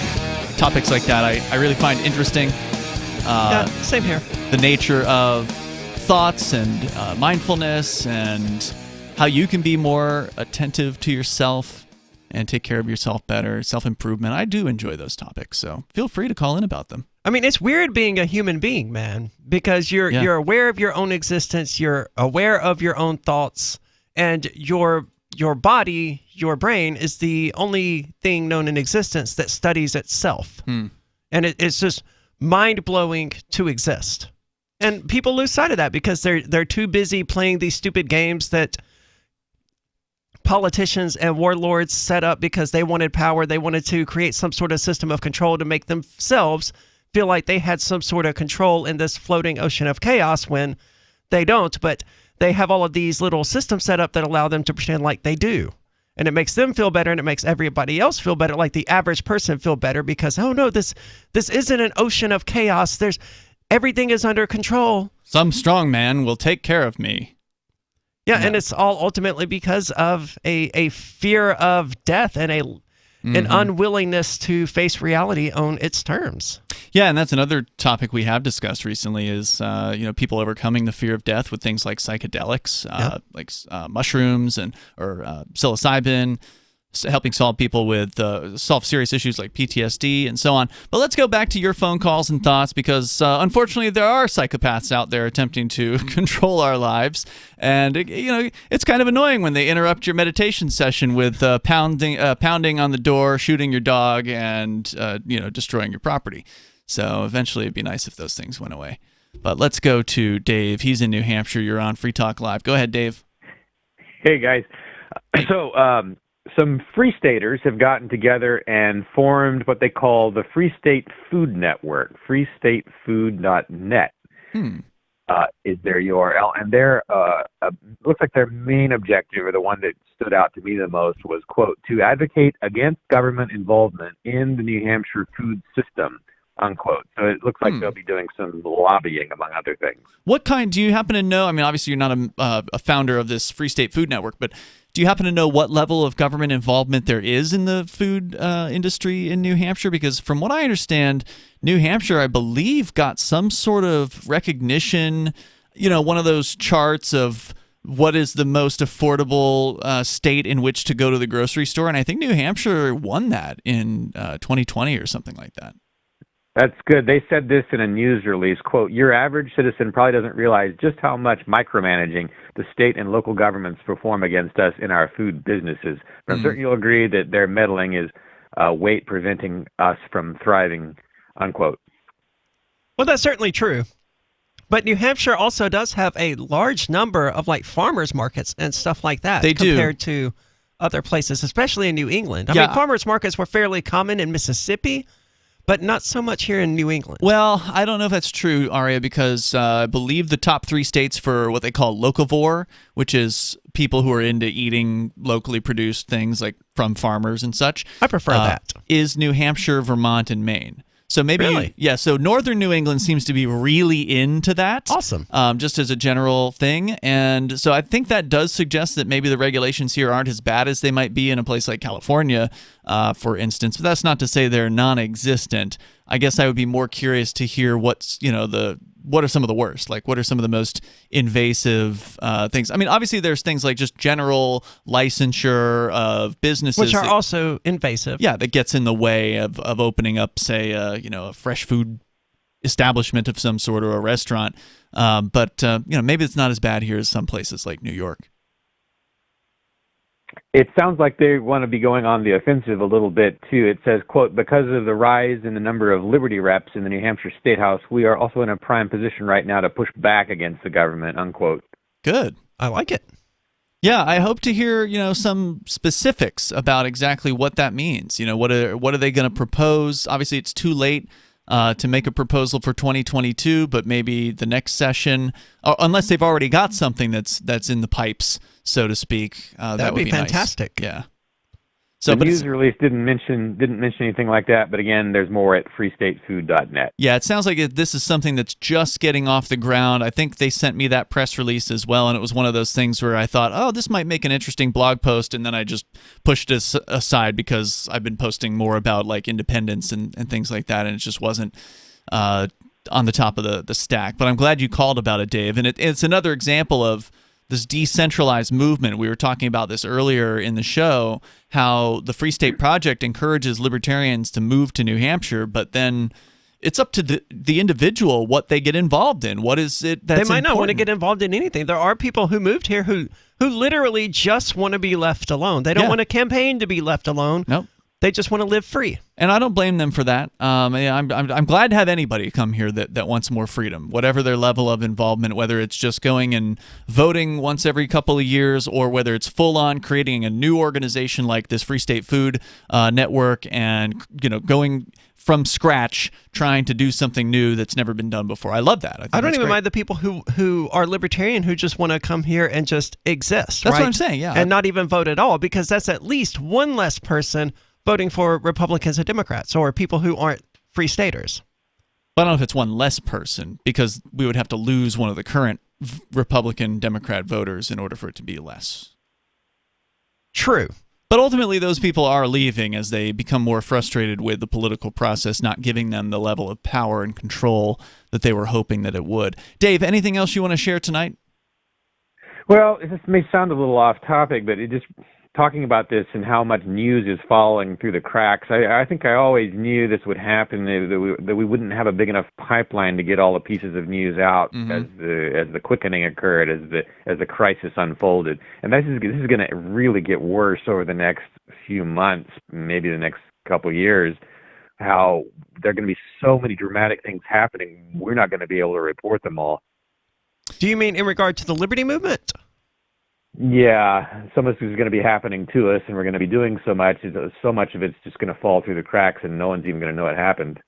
Well, that's the case with a lot of activism. I mean, especially here in New Hampshire, that's been the case at least since I've got here, that there were people who were doing various forms of outreach and activism that just no one else was talking about because there were 10 other people doing something similar in different parts of New Hampshire. Yeah, that's true. And it's always been a frustration. I think we've talked about this before, Dave. I mean, you had RidleyReport.com. I've got FreeKeen.com.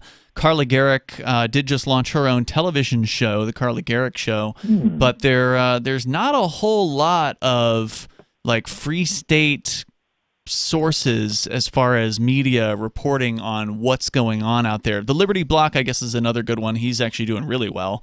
Alu Axelman over there is he's I think got 10 times the traffic of Free Keen. So kudos to him for the successes that he's having. So so I mean there's some out there, but it's nowhere near enough to cover everything, and that's something that's lacking here for sure.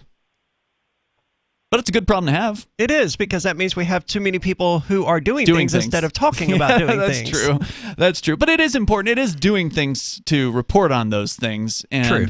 And especially if it gets out to people outside of New Hampshire who they don't have a real handle on how big this is. Like, for people outside of New Hampshire, we can tell them, oh, yeah, we did this, we did that, we did, but they don't really know how widespread the activism is here until they can, like, live in it, until they can be steeped in all of the things happening at once, till when they're put forward, looking at this calendar of things, and they realize, oh crap, there's a thing happening in Manchester I want to do, but there's also a thing happening in Concord and it's the Seacoast at the same time. Which one can I should I choose? This is a frustration that sometimes we encounter here that no libertarian anywhere else ever encounters, because there's almost never anything happening where they are from. Thank you, Dave, for the call tonight. I appreciate it. That's Dave from RidleyReport.com. We continue with your calls and thoughts. You can bring up whatever's on your mind. The number is 603-283-6160.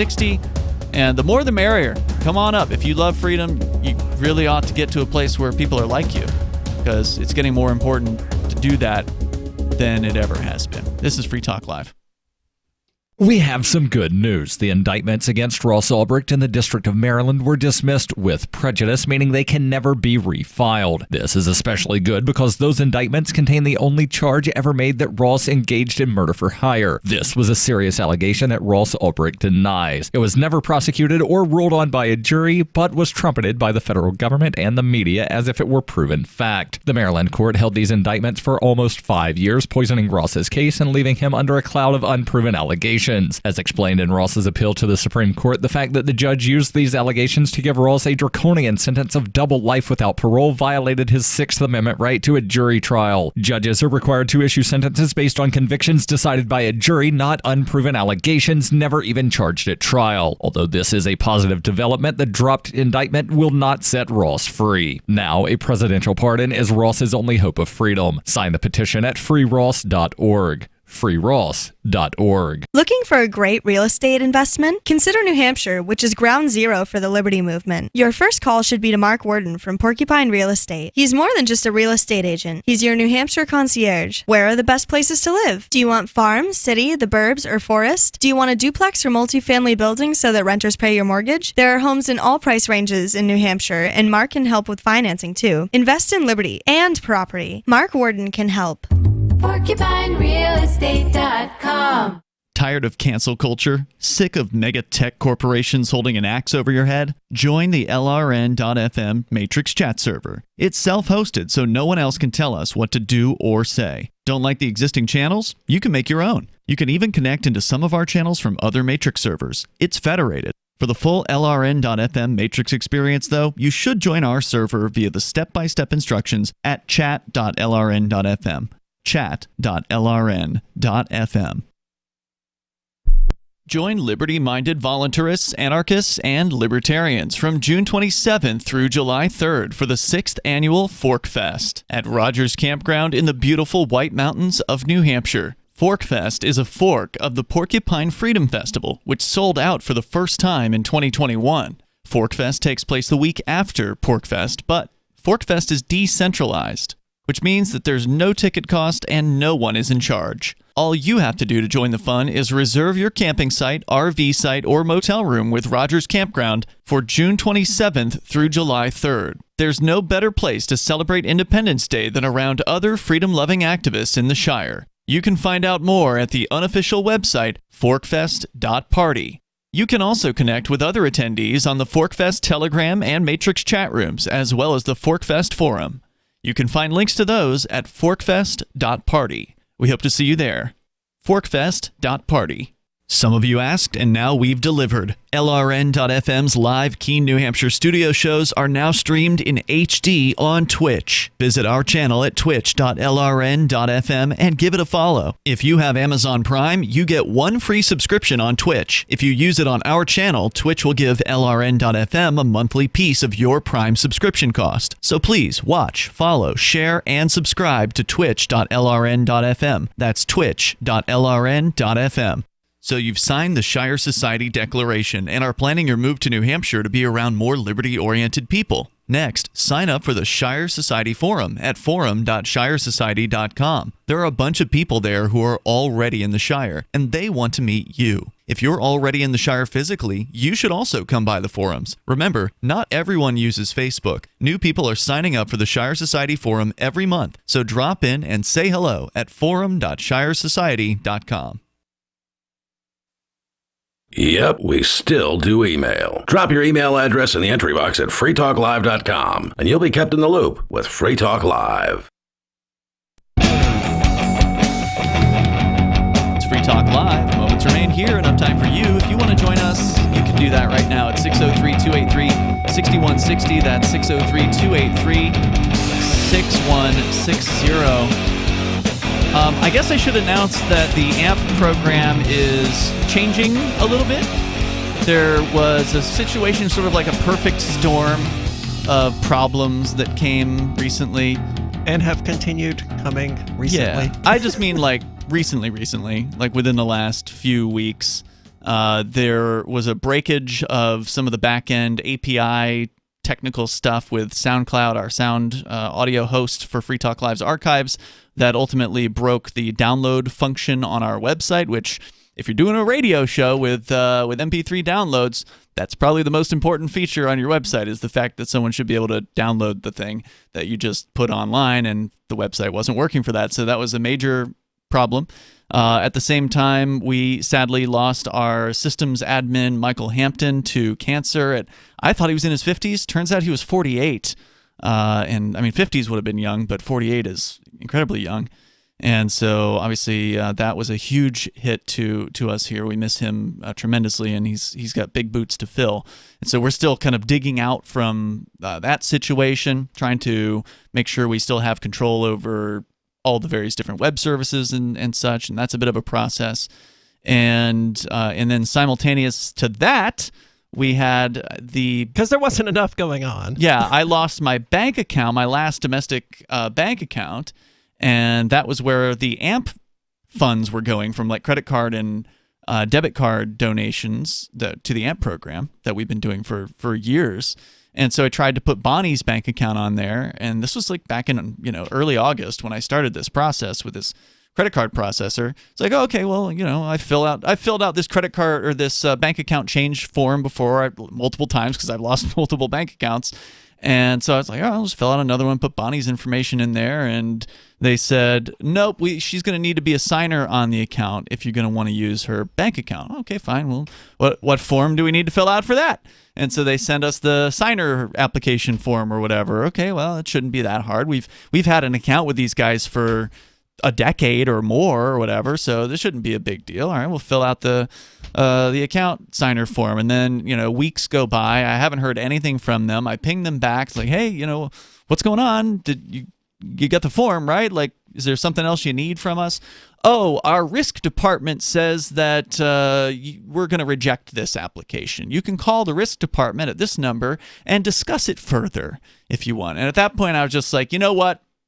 I mean, you already know how that conversation is going to go. Yeah, so. I'm not going to discuss it with the risk department. I just don't care about this at this point. I'm ready to blow up the website because of all these problems on the site. We lost our web programmers, the Drupal programmers, a few years ago. They retired on their Bitcoin riches. They did all right, I guess, and decided they didn't want to do web design anymore, so they left. And I was never able to find like a listener who knew Drupal, because I'd rather have somebody who appreciates what we do work on our projects, sure, rather than hire total strangers to come in and take over a project. But when I asked our web designers, who they would recommend, because usually if somebody leaves, they kind of give you another guy, right? Yeah. Like, oh, here's our protege or whatever. That didn't happen. So I asked them, well, okay, who should I talk to? And they said, oh, there's this company.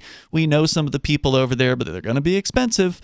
And I thought, oh, well, expensive is like $60-$70 an hour in my mind, right? For like web work. These guys wanted $175 an hour with a 30 hour a month minimum with a 6-month minimum contract, just to like start looking at the site. And I was at that point, I'd been considering dumping Drupal for a long time, and that was just the final thing. I was just like, I'm just not going to spend any more time looking for people to fix this site. It's been in its current form for a decade, and it's time for a change. Things need to, you should change the website up from time to time. So I blew up the site, and at the same time, that blew up the AMP program, because one of the things that I paid those designers to do, quite a lot actually, was design a custom subscription program for the AMP program, which we've had in place since, in one form or another since 2005, to allow listeners to contribute to the show on a monthly basis. And back when we made this system, there was not like some sort of plug and play thing you could just drop into a website and have a subscription system like interfacing with your website. I assumed there was, but you preferred the AMP program because it was decentralized and more under your control than something like Patreon. I don't think that existed back then. I think Patreon's within the last decade. And this has been going on since before that. So, I mean, if there was something I could have just hit the button and plugged and played, I probably would have done that instead of spent $20,000 or whatever it was on this system. So it wasn't easy to kick it to the curb, right? Like there was tens of thousands of dollars of sunk costs in this, but I'd rather just not have to deal with Drupal anymore. So I said goodbye to it, and that meant that the old AMP system was gone, basically. So I started something new. We created a Patreon. I put it together, put the finishing touches on it this weekend, announced it yesterday evening. I only announced it to the amplifiers, so I sent it to the AMP-only email list. And one of the things that is a little bit different about this is that I decided to sort of expand the purview. The AMP program was always stood for Advertise, Market, and Promote, and so I'm now calling it AMPS. So I added an S for support as well, so Advertise, Market, Promote, and Support. And the reason why is because a lot of amplifiers told me over the years that they really didn't care if we used the money for hookers and blow. Now, I'm not saying that that's what's going to happen, but they basically said, look, you can use it for whatever you want, and I wasn't going to because we specified what we were going to use it on, but it would be nice if we could have a wider variety of things that we could do with it. For instance, if need be, we could pay for satellite time. And that wouldn't have been something that really would have fallen under AMP previously. But now, if we need to, if we lose our network or something like that, we could just go ahead and start our own channel, presuming, we've got support for that. Paying co-hosts a gas stipend or something. If we lose one of our major sponsors, this could step in to fill that gap. So it just gives us more flexibility, I think, and I don't think there's going to be somebody out there stamping their feet over us making that decision. Well, I mean, if they're upset, they're more than welcome to just not join the new AMPS program. Yeah, exactly. So check that out. You can go to amps.freetalklive.com. And if you go to amp.freetalklive.com, it's going to take you to the same place. It's all going to take you to our Patreon, which is Patreon/freetalklive. And I think we've had like 10 people already make the switch over from the old system to the new system. So very cool. Welcome aboard. And, we've got all the same levels of support as we have before. And I, just like with the old AMP program, I didn't differentiate between the levels in any manner. So it's just, if you can afford to help us, it's $5 a month is the minimum, but if you can afford more, we certainly appreciate it, and we'll put it to good use as well. So, and you get sort of the same perks that you've always gotten, like the commercial free with no recorded commercials. We can't take out the lives, but the recorded commercials are not in the AMP podcast. So that's one of the things that Patreon does provide, is a custom RSS feed for each person that signs up. So that's still available. In fact, I put all the archives in there that we missed. So like for the week or so that the AMP system was down, they weren't getting those archives. I sort of preloaded those into the podcast. So those are all there for you, and we're uploading them every single night. So it's back, kind of. It's different. It's on Patreon now, and I think some people will ask, well, can't Patreon ban you? Well, of course they can, but so could our previous credit card provider. And they did. Yeah, so, I mean, they kind of did. Like, technically, we still have an account with them.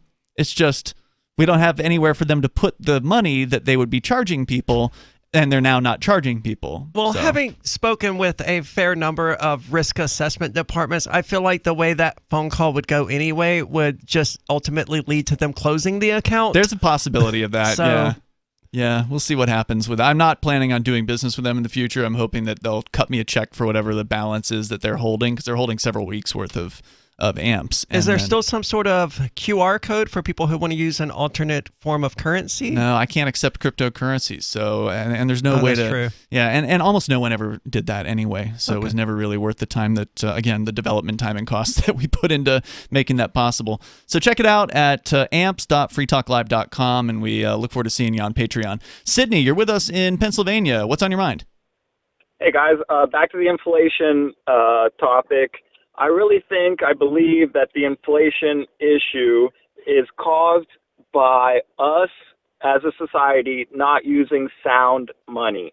What I mean by sound money is money that's based on something that's either limited or can only be derived by some type of act of virtue. Mm-hmm. So the United States government is printing money out the wazoo. Just in the past couple years since COVID, they've increased the money supply by 25 or 30%. That's right, yeah. We go back decades, your money doesn't buy anything. Don't bury your money in the backyard. Bad plan. But there are some things that you can bury. If you buried silver, if you made minimum wage in the 70s and you got paid in silver, you would be making $28 an hour now. So Sydney, you're on to a really important topic, and I wish we had more time for this. I hope you can call tomorrow night, and then we'll give you, as much time as you need to express yourself, because I hate to cut you off on this, but I have to. So I appreciate the call, and let's talk about this tomorrow if you can, because we'll be back at that time. See you then. freetalklive.com. Thanks for the call, Sydney. Are you tired of governments murdering people around the world? Stop using their money.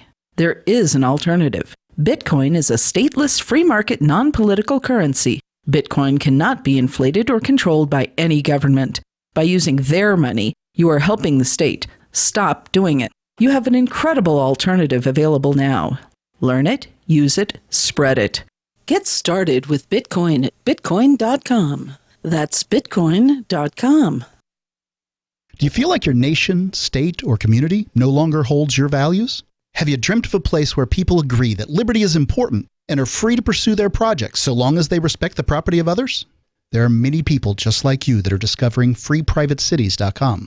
Their social media links are at the upper right of the page at freeprivatecities.com. All skill levels will be needed when the first of the Free Private Cities opens. It's sooner than you think. Stop arguing and build. freeprivatecities.com. The new 4th edition of Healing Our World, The Compassion of Libertarianism will take your understanding of liberty to a deeper level and has over 1,300 updated references, new cartoons, and a foreword by Dr. Ron Paul. With discounts for multiple book purchases, the 4th edition of Healing Our World is a great gift for the liberals, pragmatists, environmentalists, and Christians in your life who think libertarianism is cold-hearted. Get yours today at healing.freetalklive.com and use promo code FTL for a $5 discount. If you want to know the latest about Free Talk Live before we go